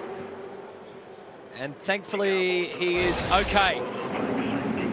So here's what happened. You've seen it before. That was a very big crunch into the wall. In fact, he's lost the door on the side. There it goes. And the safety car has now been deployed while we're watching the replay. Here it is from the other side. And he's gone on quite square, but it's ripped the door skin off the car, smashed the front left wheel. Look at it move that concrete block. That concrete block is 4 tons. Yeah, and Paul Dumbrell just come in and grabbed fuel. Now, it's a bit line ball depending on how much the track dries out as to whether you can get home from here now and how long the safety car's out. But I think you'll find people dive in if they can. Windcup's coming in, so it'll be interesting to see who flinches here, but I suggest that most will take the gamble. Yeah, Neil, looking at the pit lane, mate, I can tell you, I reckon pretty well the whole field's about to barrel in here. Yeah, if you do the maths, you've basically got... if you fill it up now, you've got to get home on 2.5 litres a lap. Which is very tough. It's going to be pretty tight, because I tell you what, if it dries out, you'll go north of that figure pretty quick. Absolutely. And the tyre choice is an important one. Everybody's putting slick tyres on, banking on a drying track and also a dry finish to this race. Well, if it is dry enough, that will pick the pace up. So that's right. You won't get home. Yeah. 2.75 was our number yesterday. 2.75 litres per lap. So already, and you know, there's a million variables between now and the end of all this, but already, for me, that puts into question the whole business of fuel again. So when we thought we were going to be talking about a weather-based race and all about tyres, pretty quickly fuel will come back into it. Of course, it's triggered by the safety car. So they're using the opportunity to try and get the fuel in. Alex having to be cued here, Alex Davison.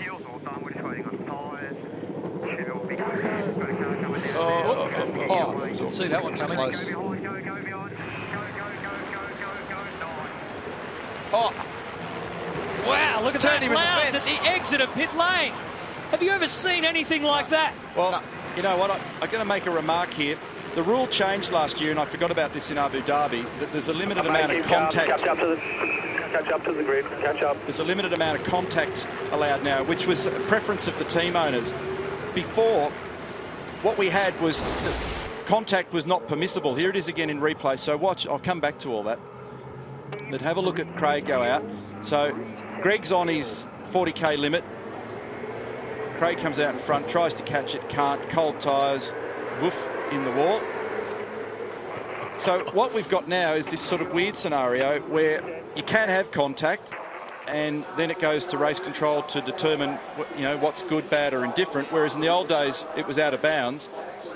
What was wrong with it last year was the penalty didn't fit the crime. It wasn't so much that the contact was the bad thing. There's a marshal down there who saw much more of Craig Lowndes' car than he really wanted to. yeah, it was very close, wasn't it? Yeah, so that's awkward, isn't it? I'm not big on the notion of any contact in the pit lane, I'm afraid, but Well, the pit lane's too busy, it's too dangerous. it is now permissible, but I suspect that one won't be met with too much warmth up and down the lane. Look, I don't want to rain on your parade, but in Mark and Neil world, we just put our slicks on. It's going to rain again, mate. Everyone's, the radar, there's the radar, the water, she's coming. It's not my parade you're raining on, it's everybody up and down this pit lane. So it's a wild afternoon, and I'd suggest it's going to get wilder. Sit back, put your feet up, and enjoy the ride.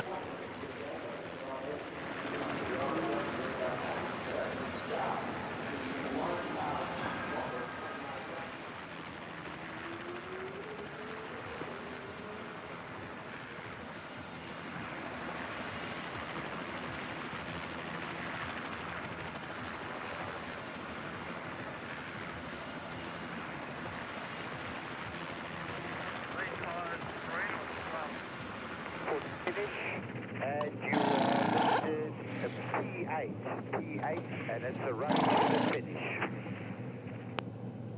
How many laps have we got to go, mate? 28 to go, 28 to go, but it will be time.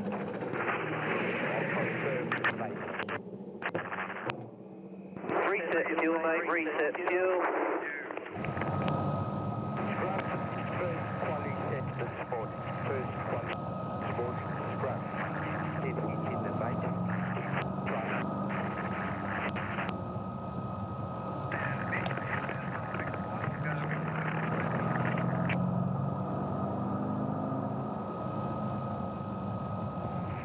Mix 2, safety car. Mix 2, safety car. Restart, mix 1.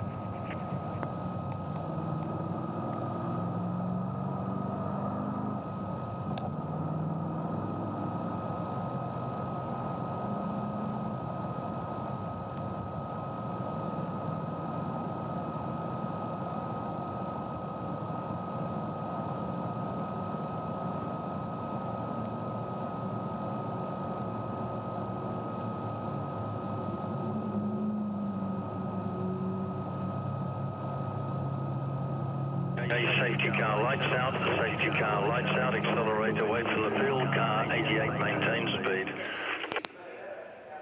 Safety car lights out, accelerating away from the field, car Accelerating or decelerating, as you know, mate. Remember the restart rules. Have some fun, I'll call when it's in.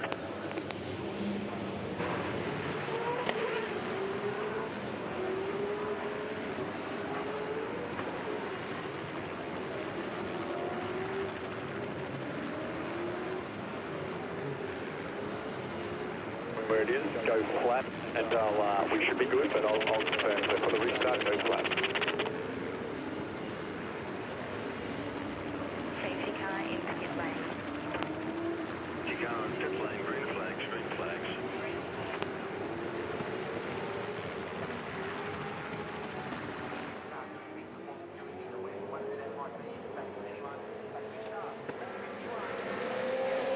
So here we go for the third restart of this race. Jamie Whincup leads Rick Kelly from Jonathan Webb. And Whincup's engineer, Mark Dutton, said to his driver, go out and have some fun. That's some advice. Here's James Courtney straight away on Webb, up to position 3. Oh, and Jonathan very wide then at 4. He's lost a bunch of spots.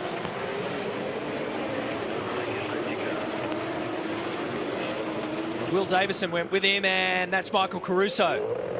Down the turn 4 exit at the end of Wakefield Street. So where we saw Courtney apply that really good dive bomb pass on Jonathan Webb is where Caruso has gone through. And they've just black flagged for a drive-through penalty for Craig Lowndes for an unsafe release from the pits. Scafey, we talked about this at the top of the show, didn't we, mate? You look at Webby there, it mightn't be he hasn't forgotten how to drive the car. He may have gone out with complete wet setting, so as the track dries out, we're going to see a whole different bunch of cars hit pace. That's very true, Larko. Absolutely right, because we've seen through the phases of this race today, certain cars come forward and certain cars come back. Mark Winterbottom, for instance, really struggled at the start of this race. He went from 3rd to 14th. We saw Van Gisbergen come from 23rd up to 6th or 7th. So there will be cars that suit the conditions. And some of the guys that have basically gone with a dry setup, right now will be the time that you get a yield on dry tyres with the surface changing as it is. Might be worth watching both Will Davison and Greg Murphy as Craig Lowndes serves his penalty in pit lane. Unsafe release. Stay cool, mate. Still 24, 25 laps to go in this race. Just need to finish again. Davison and Murphy are, well, Murphy's 11th, Davison's behind him. Just over first lap after the restart, they've rubbed panels. It's got a little bit crazy for about a half a lap or so. Good lap speed here from Jamie. Just posted the fastest lap time of the race, and now he's going to back it up again. So his lead's 1.2 seconds over Rick Kelly.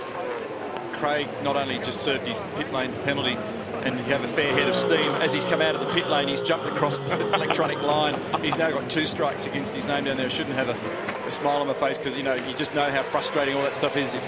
Suddenly you're facing the wrong way, then you get a penalty, then you're over a line. Oh, now There's Murphy in the fence. wall. That's coming out of turn 9. So someone, he's got wide, or he's been bumped from behind because he spun across to the infield, which just so happens. Oh, and there's Craig Lowndes. They just had a little bumping duel a minute ago. That was close as he spun around. So let's have a look at this. As predicted, Will Davison and Greg Murphy. Oh, this goes back. So Will's already hit the fence. Will's touched the fence on his own there. And then does he get hold of Murph down here at 9? You'd have to say so. Must have been contact unless Murph just lost it. Oh.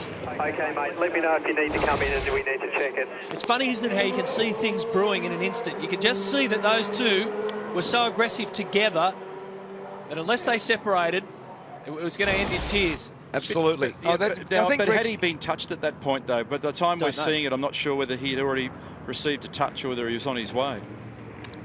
I reckon he would have had to have got a touch from further back just than a straight, yeah, because of the kind of momentum that the car had. Then, yeah. So, at the front, it remains the same. Whincup pushes out that lead. This is tandem position 6. Johnson behind him. So Jonathan Webb lost a bunch of spots there after the restart. David Reynolds has been so impressive today. He needed to have covered then, Matt. Those ones there like that, you get an easy pass made. Jonathan Webb fired straight down the inside of young Dave there, and he needed to be across. You can't have those passes applied after you've worked all day. You've got to do a better job of covering your tracks. Van Gisbergen on the enforcer at turn 14, and Alex Davison goes along for the ride as well. So another replay of Jonathan That's Webb. twice now he's been out there. And much wider than that, and you're going to be in the fence, so that one was wild. Here's Greg Murphy, we'll show you. And he turns it in, he gets wide. No, I don't know. Do you reckon? Hard to work out, isn't it? I reckon it's a nudge. Although, when we last looked at it from the other angle, it didn't look as though there was contact at the turning point of 9. So, very close. Continues with that speed, 23.8 last lap, 1:23.8. And Russell Ingall has had a breach of pit stop regulations, and it's a black flag pit lane drive-through penalty for Russell Ingall in the Super Cheap Auto entry. Currently 14th, so he'll be pretty happy about that. Yeah, so 1:23.8. Now, when you're in the 1:23 region, those fuel numbers that we spoke of earlier, they're going to be higher than we were talking to get home. So that they'll be going into fuel trim mode, taking fuel out of the amount of richness, more air, less fuel, and trying hard to make sure that they've got sufficient fuel to get home. Courtney's come onto the back of Rick Kelly, so this looks like a pretty healthy battle for second spot. Rick Kelly's done a really good job all day in this race. the good news in that fuel argument is that they're unlikely to have to go 78 laps because of the race duration of this race. Is unlikely to make the full distance. We'll play with that one later. So it's smoke coming out of the back of that car. So Courtney with some blue smoke trailing the back of the Toll HRT car. That will have definitely come from running over curbs and some oil leaking onto the exhaust. Just on the subject of oil leaks, James Moffat's in the garage with a leaky power steering, I believe, as well.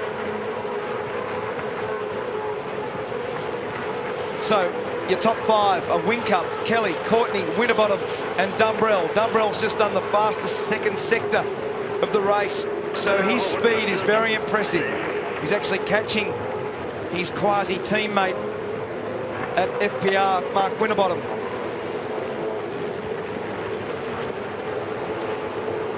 Quasi, it's a word, Matthew. It means they're not necessarily blue cars together. One's green, the other one's blue. Thank you, Mark. Yeah, Scott's just telling James to get that light off because the car's on slicks now, so you don't need the rain light on. It would have been the last thing on his mind during the stop. Interesting, isn't it, for James? He went to Abu Dhabi, brand new team, of course. Just see how this one plays out. Really struggled on the first race day of the weekend and then bounced back with that race win on the second.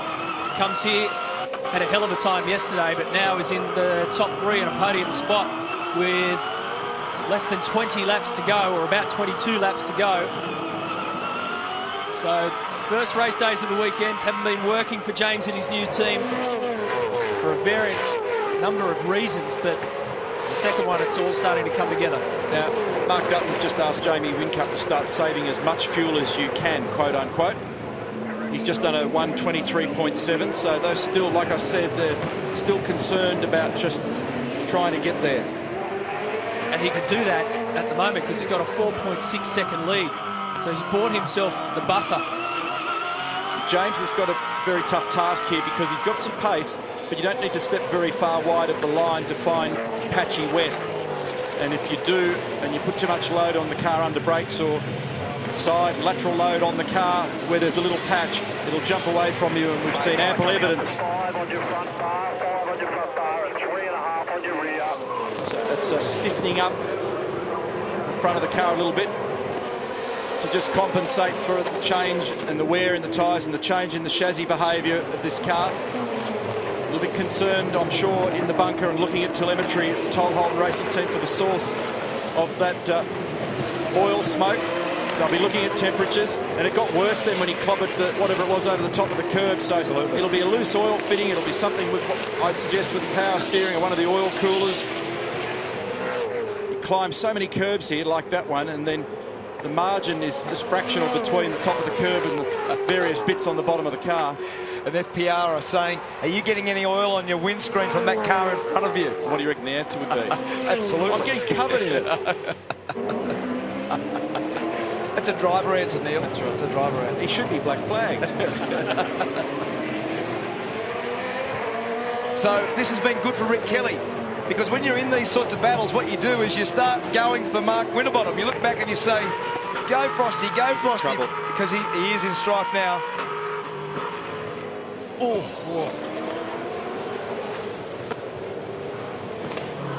James had a really tardy exit then off 11, and Mark had a couple of cracks that didn't quite work. He had to mount the curb. It brought sparks, so he was dragging bits of the underbody on the Ford on the top of the curbing.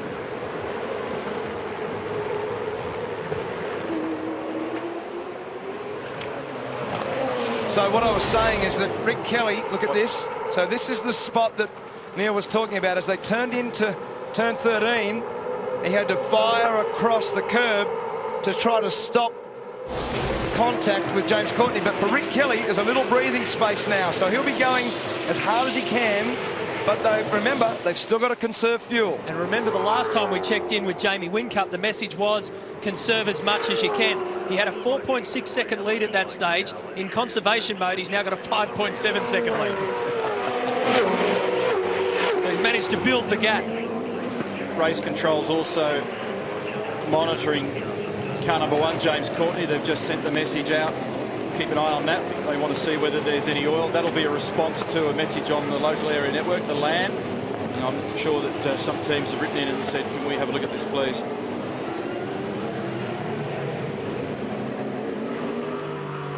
Here we go again. Oh, he's down there. He's down there. Looking.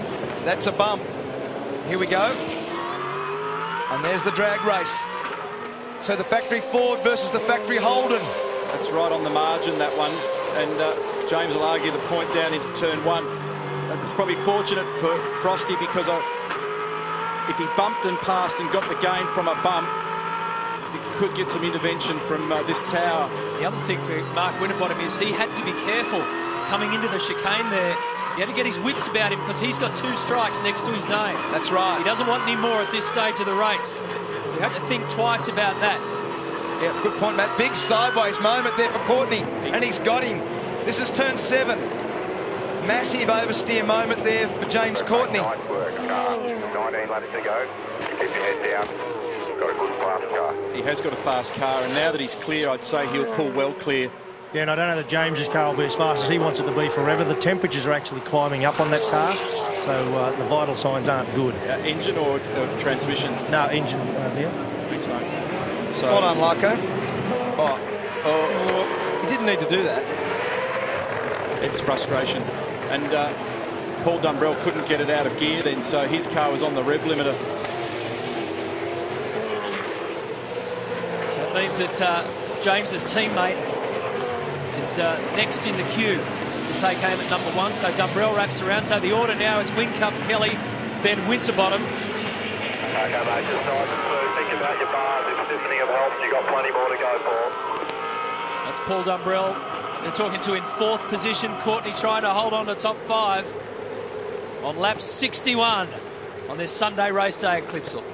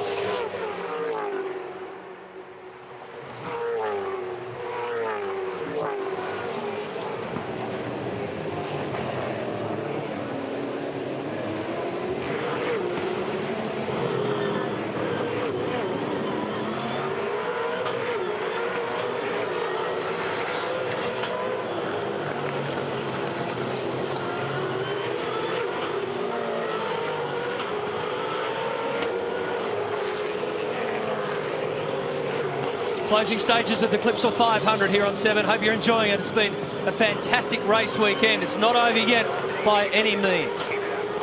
We're watching closely in pit lane there for the Bottle team. Paul Dumbrell, he is in 6th spot. And another warning now will go to Mark Winterbottom because he's infringed 3 times on that turn 2 curbing. So it'll be the bad sportsmanship flag for him.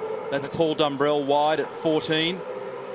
And that's given Courtney back that spot and Tand at 2. So Courtney's been stiffening up the front bar to correct that oversteer at the back. And that's Shane van Gisbergen. I was going to say recovering, but that didn't happen. He's ended up having a little contact with that outside wall down at turn 11. And hence the reason why the Giz is now down in 16th spot. So Whincup's the leader by 7.1 seconds. This is for second spot. Now, so he's just about to cop the bad sportsmanship flag, Mark Winterbottom. Now, interestingly, as it was yesterday, in Jamie Whincup's case, no errors against his name at turn 2. So as we build to the back end of the race, he's got a bank from which to draw if need be, if he needed to attack anybody. That's not an issue at the moment because he's got margin. That's right. So Rick Kelly's got 2 indiscretions and Mark Winterbottom 3. That was a really big moment at turn 8 for Rick Kelly. We saw him hit the inside curb and used every bit of road not to crash at turn 8 on the previous lap. And Scafe, you know what I'd be doing if I was Rick Kelly? Well, I probably wouldn't do it. You would. I'd lead Winterbottom. I'd back off and lead him right down into turn 2 and go straight across. And I reckon he'd follow you straight through there, and he's gone. Oh. See, that's that strategy stuff you always applied. No wonder you were hard to beat. Here we go. That's the spot. And he hit the inside curb. And turn 8, we've seen the drama there all weekend. But if you bump that inside curb, it basically pushes the car wide. As we loom back up there again, this is the corner we're talking about. Have a look out of the windscreen, see how bad the windscreen is of Winterbottom's. That's the inside curb right there. And if you bump that curb, it forces the car left. And the consequences, as we've said many times, at 215 kilometres an hour are big. They've asked Jamie, as we know, in recent laps to conserve with fuel just to make sure that he's okay, and the words just come back from Mark Dutton that he is now okay for fuel. So you can either hold station or perhaps even is just picking up that inside curb that Mark was referring to. Actually bottomed out the front left, the loaded side of the car, and the big slide. You don't want too much of that when you're getting out close to that wall. And this is the infringement zone that Frosty cannot afford to go over again. And that's the 3rd strike, so that triggered the bad sportsmanship flag. One more time, he does a trip through pit lane for his problems. So Whincup's now in a position where he can race if need be, but he's got a wonderful cushion. 6.7 seconds near enough over Rick Kelly. But it's pretty interesting for the balance. And the other thing is that shot looking down Wakefield Street, to me, look pretty ominous. So will we get more weather, or are we done with that issue for the time being? Matt's just looking out of our commentary area, and at the end of the start-finish straight is effectively the northwest region. It's not pretty, Scafe. No, don't where look the dark clouds are coming from, and all you would need now is a burst of rain in the closing stages. So Dumbrell's gathering it back up here after that little mistake down at turn 14, the final corner. And Will Davison, positive move down the inside of Stephen Johnson, former teammates. There's the weather. Depending on where you look at any given moment, some of it's not so bad, some of it looks a bit gruesome. It's a fair way off. It's a bit off. That's out to the northwest. Yeah, we might get away with it. I'm sure the drivers would be happy to see that helicopter shot. Still 6.7 seconds for Whincup over Rick Kelly.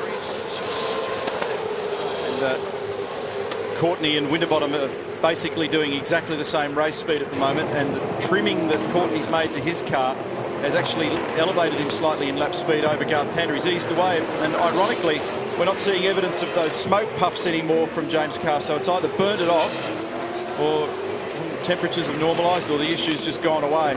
Things rarely fix themselves. 2010 was a stellar year for Paul Dumbrell. It was also the year that he was going to decide to give it away. Boy, didn't Sandown change that. 11 to go, potentially 10. Keep it up. Good work. That's where he put those 1 wins and 1 in the win and pole box. A couple of updates on turn 2. Craig Lowndes will get the bad sportsmanship flag. Greg Murphy's just transgressed for the 4th time. That is a pit lane drive-through penalty. We'll hear that call come on Race Management Channel shortly. 6.3 seconds now, Whincup to Kelly, so that margin's just had 0.4 of a second snipped off it.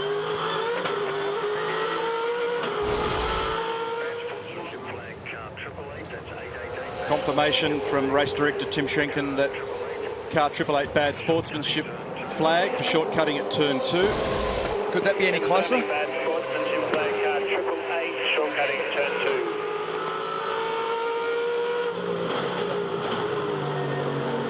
2. So Dumbrell has done a good job here, like you say, Croppo, to gather it up. And now put himself in a position to start trying to attack Garth Tander. They're battling for 5th spot. In front of them, Courtney. In front of him is Winterbottom. He's in a dice with Rick Kelly, and Jamie Whincup's lead is 6.1 seconds. Black flag, pit lane drive-through penalty for shortcutting turn 2. Greg Murphy, car 11, Pepsi Max crew, and there's Lowndes on Dean Fiore up at turn 4. That's for 14th position.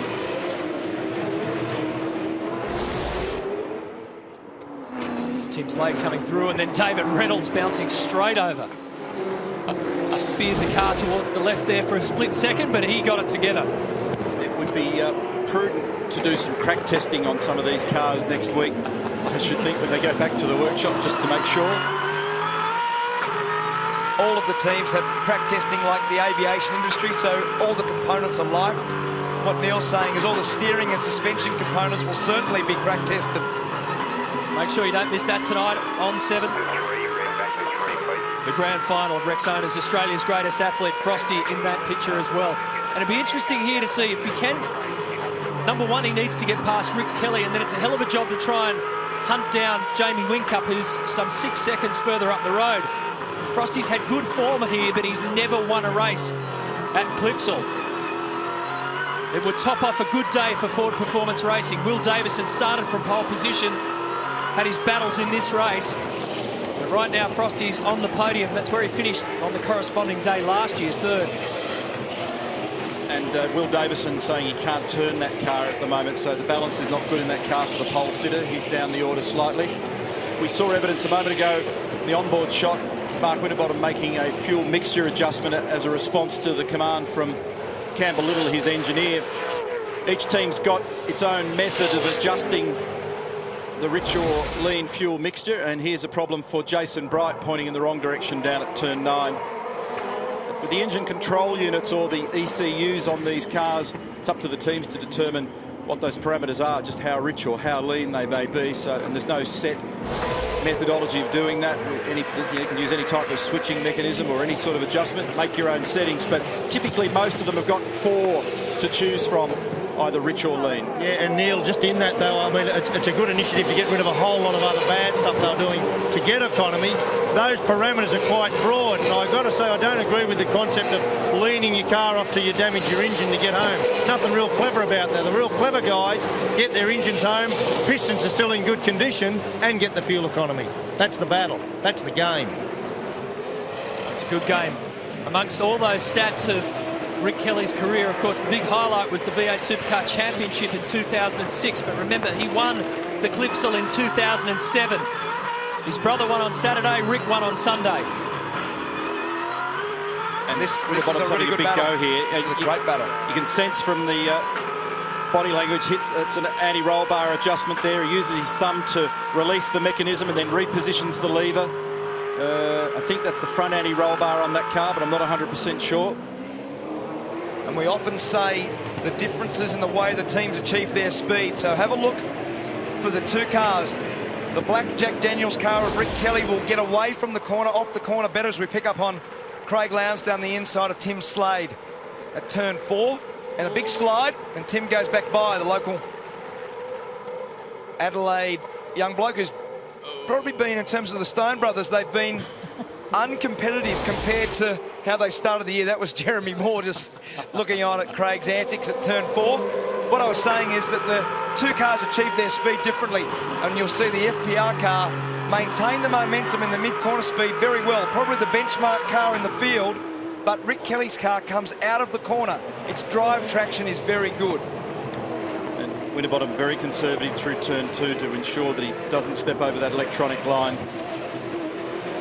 Can't afford another one, or it's a drive-through penalty. Then he starts to edge back in this section of the track in the series of 90-degree left and right-handers. Turns 4, 5, 6, 7. That's 7. Next one's a medium to high-speed corner at 8.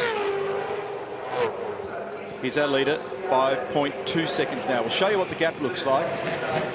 There's Rick Kelly, and there's Mark Winterbottom. And in fact, not terribly far behind now is James Courtney, who kind of threatening to get into this battle. And Garth Tander's got his hands full with Paul Dumbrell. Jason Bright's out of sequence. In sequence in 7th is Stephen Johnson, then Will Davison with out of balance chassis on that car, just not quite to his liking. Fabian Coulthard's second day in a row that he's going to be inside the top 10 on these numbers. Good job for him. Alex Davison 10th, not bad for a guy who's been really ill. Jonathan Webb, and in fact, this will keep Alex in a very strong position in the championship. Jonathan Webb, Craig Lowndes had a wild day, Tim Slade, David Reynolds, Dean Fiore, Russell Ingall here in 16th. Here we go, Dumbrell having a look at Tander. Always hold my breath when someone looks down the inside of turn 1, because 2 cars can't make it through that narrow racing line between 1 and 2. And Dumbrell actually jumping the curb then. That's his first error over the turn 2 curbing in this race. So given we're as far as we are into this race, he can afford that at the moment.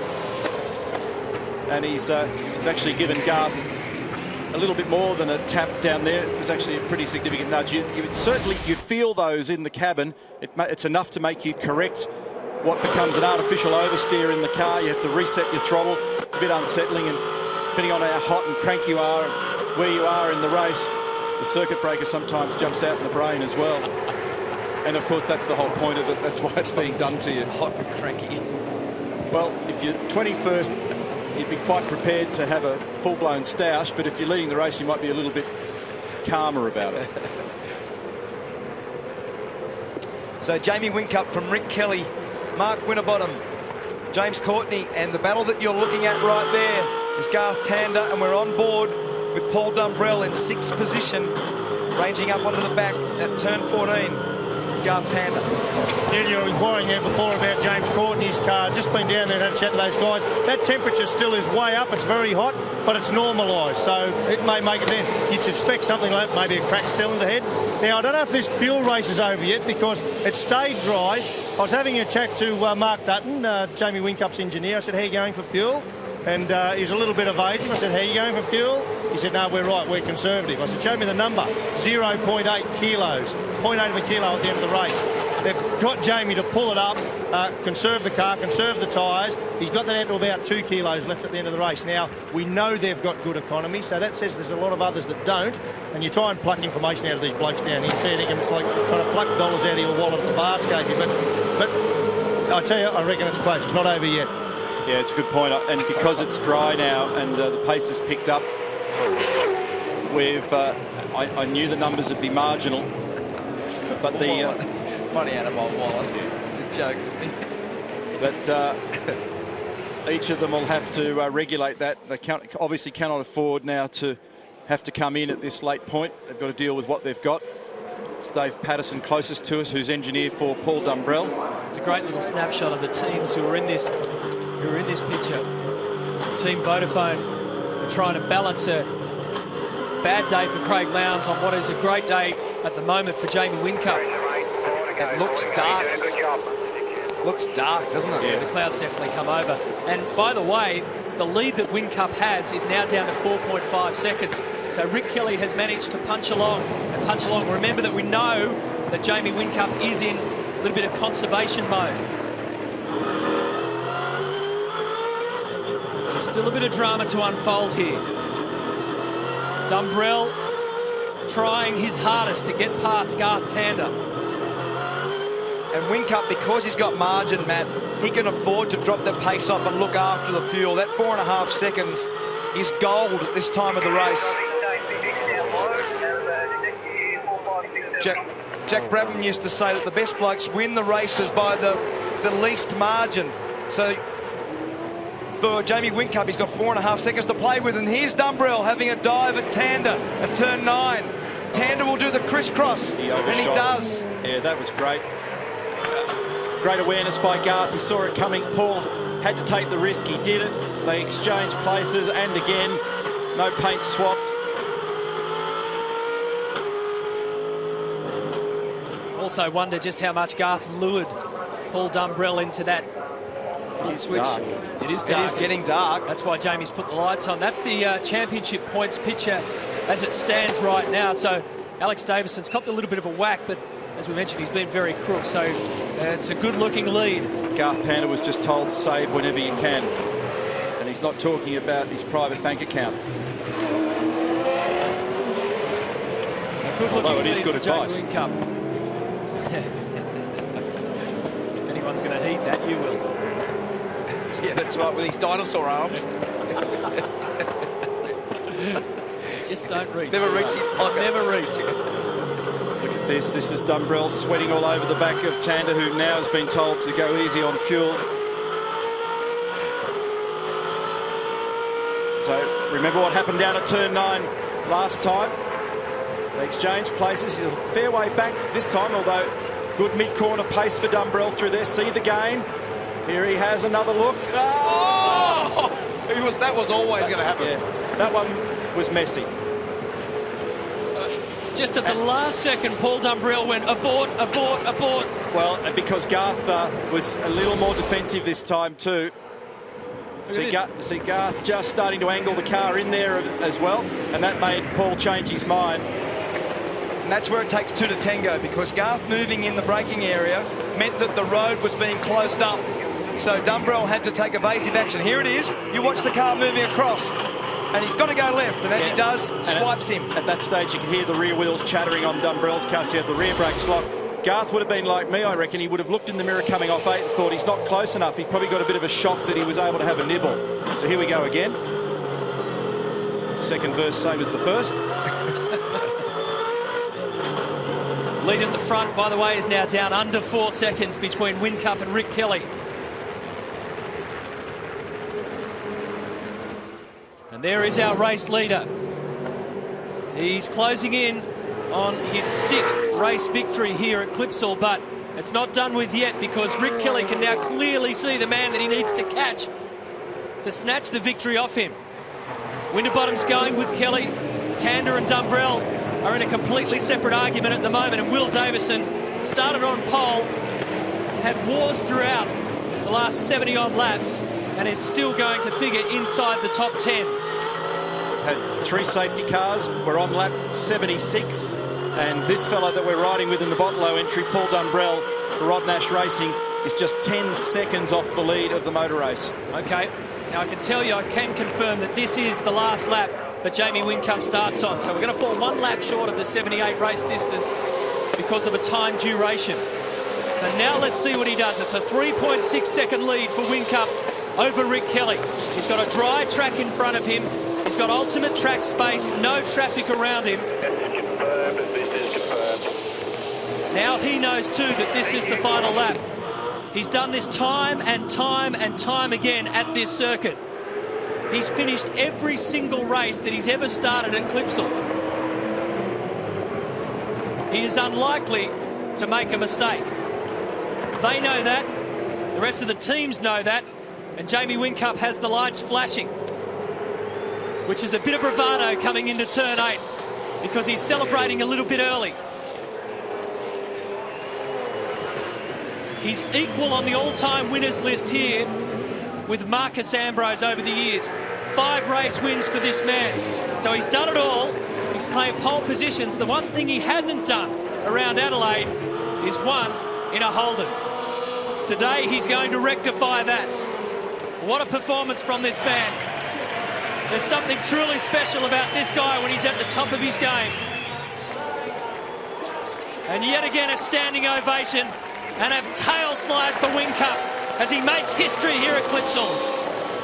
6 race wins, the most wins by any driver at one of the toughest, most demanding and most prestigious races. And a boost in the championship lead as well. What a great drive. What a great drive. So Whincup wins it from Rick Kelly and Mark Winterbottom on the podium again. James Courtney just couldn't get on that podium. He ends up 4th with his teammate just behind him. And Alex Davison, after a tough weekend of illness, slots into the top 10. More after this.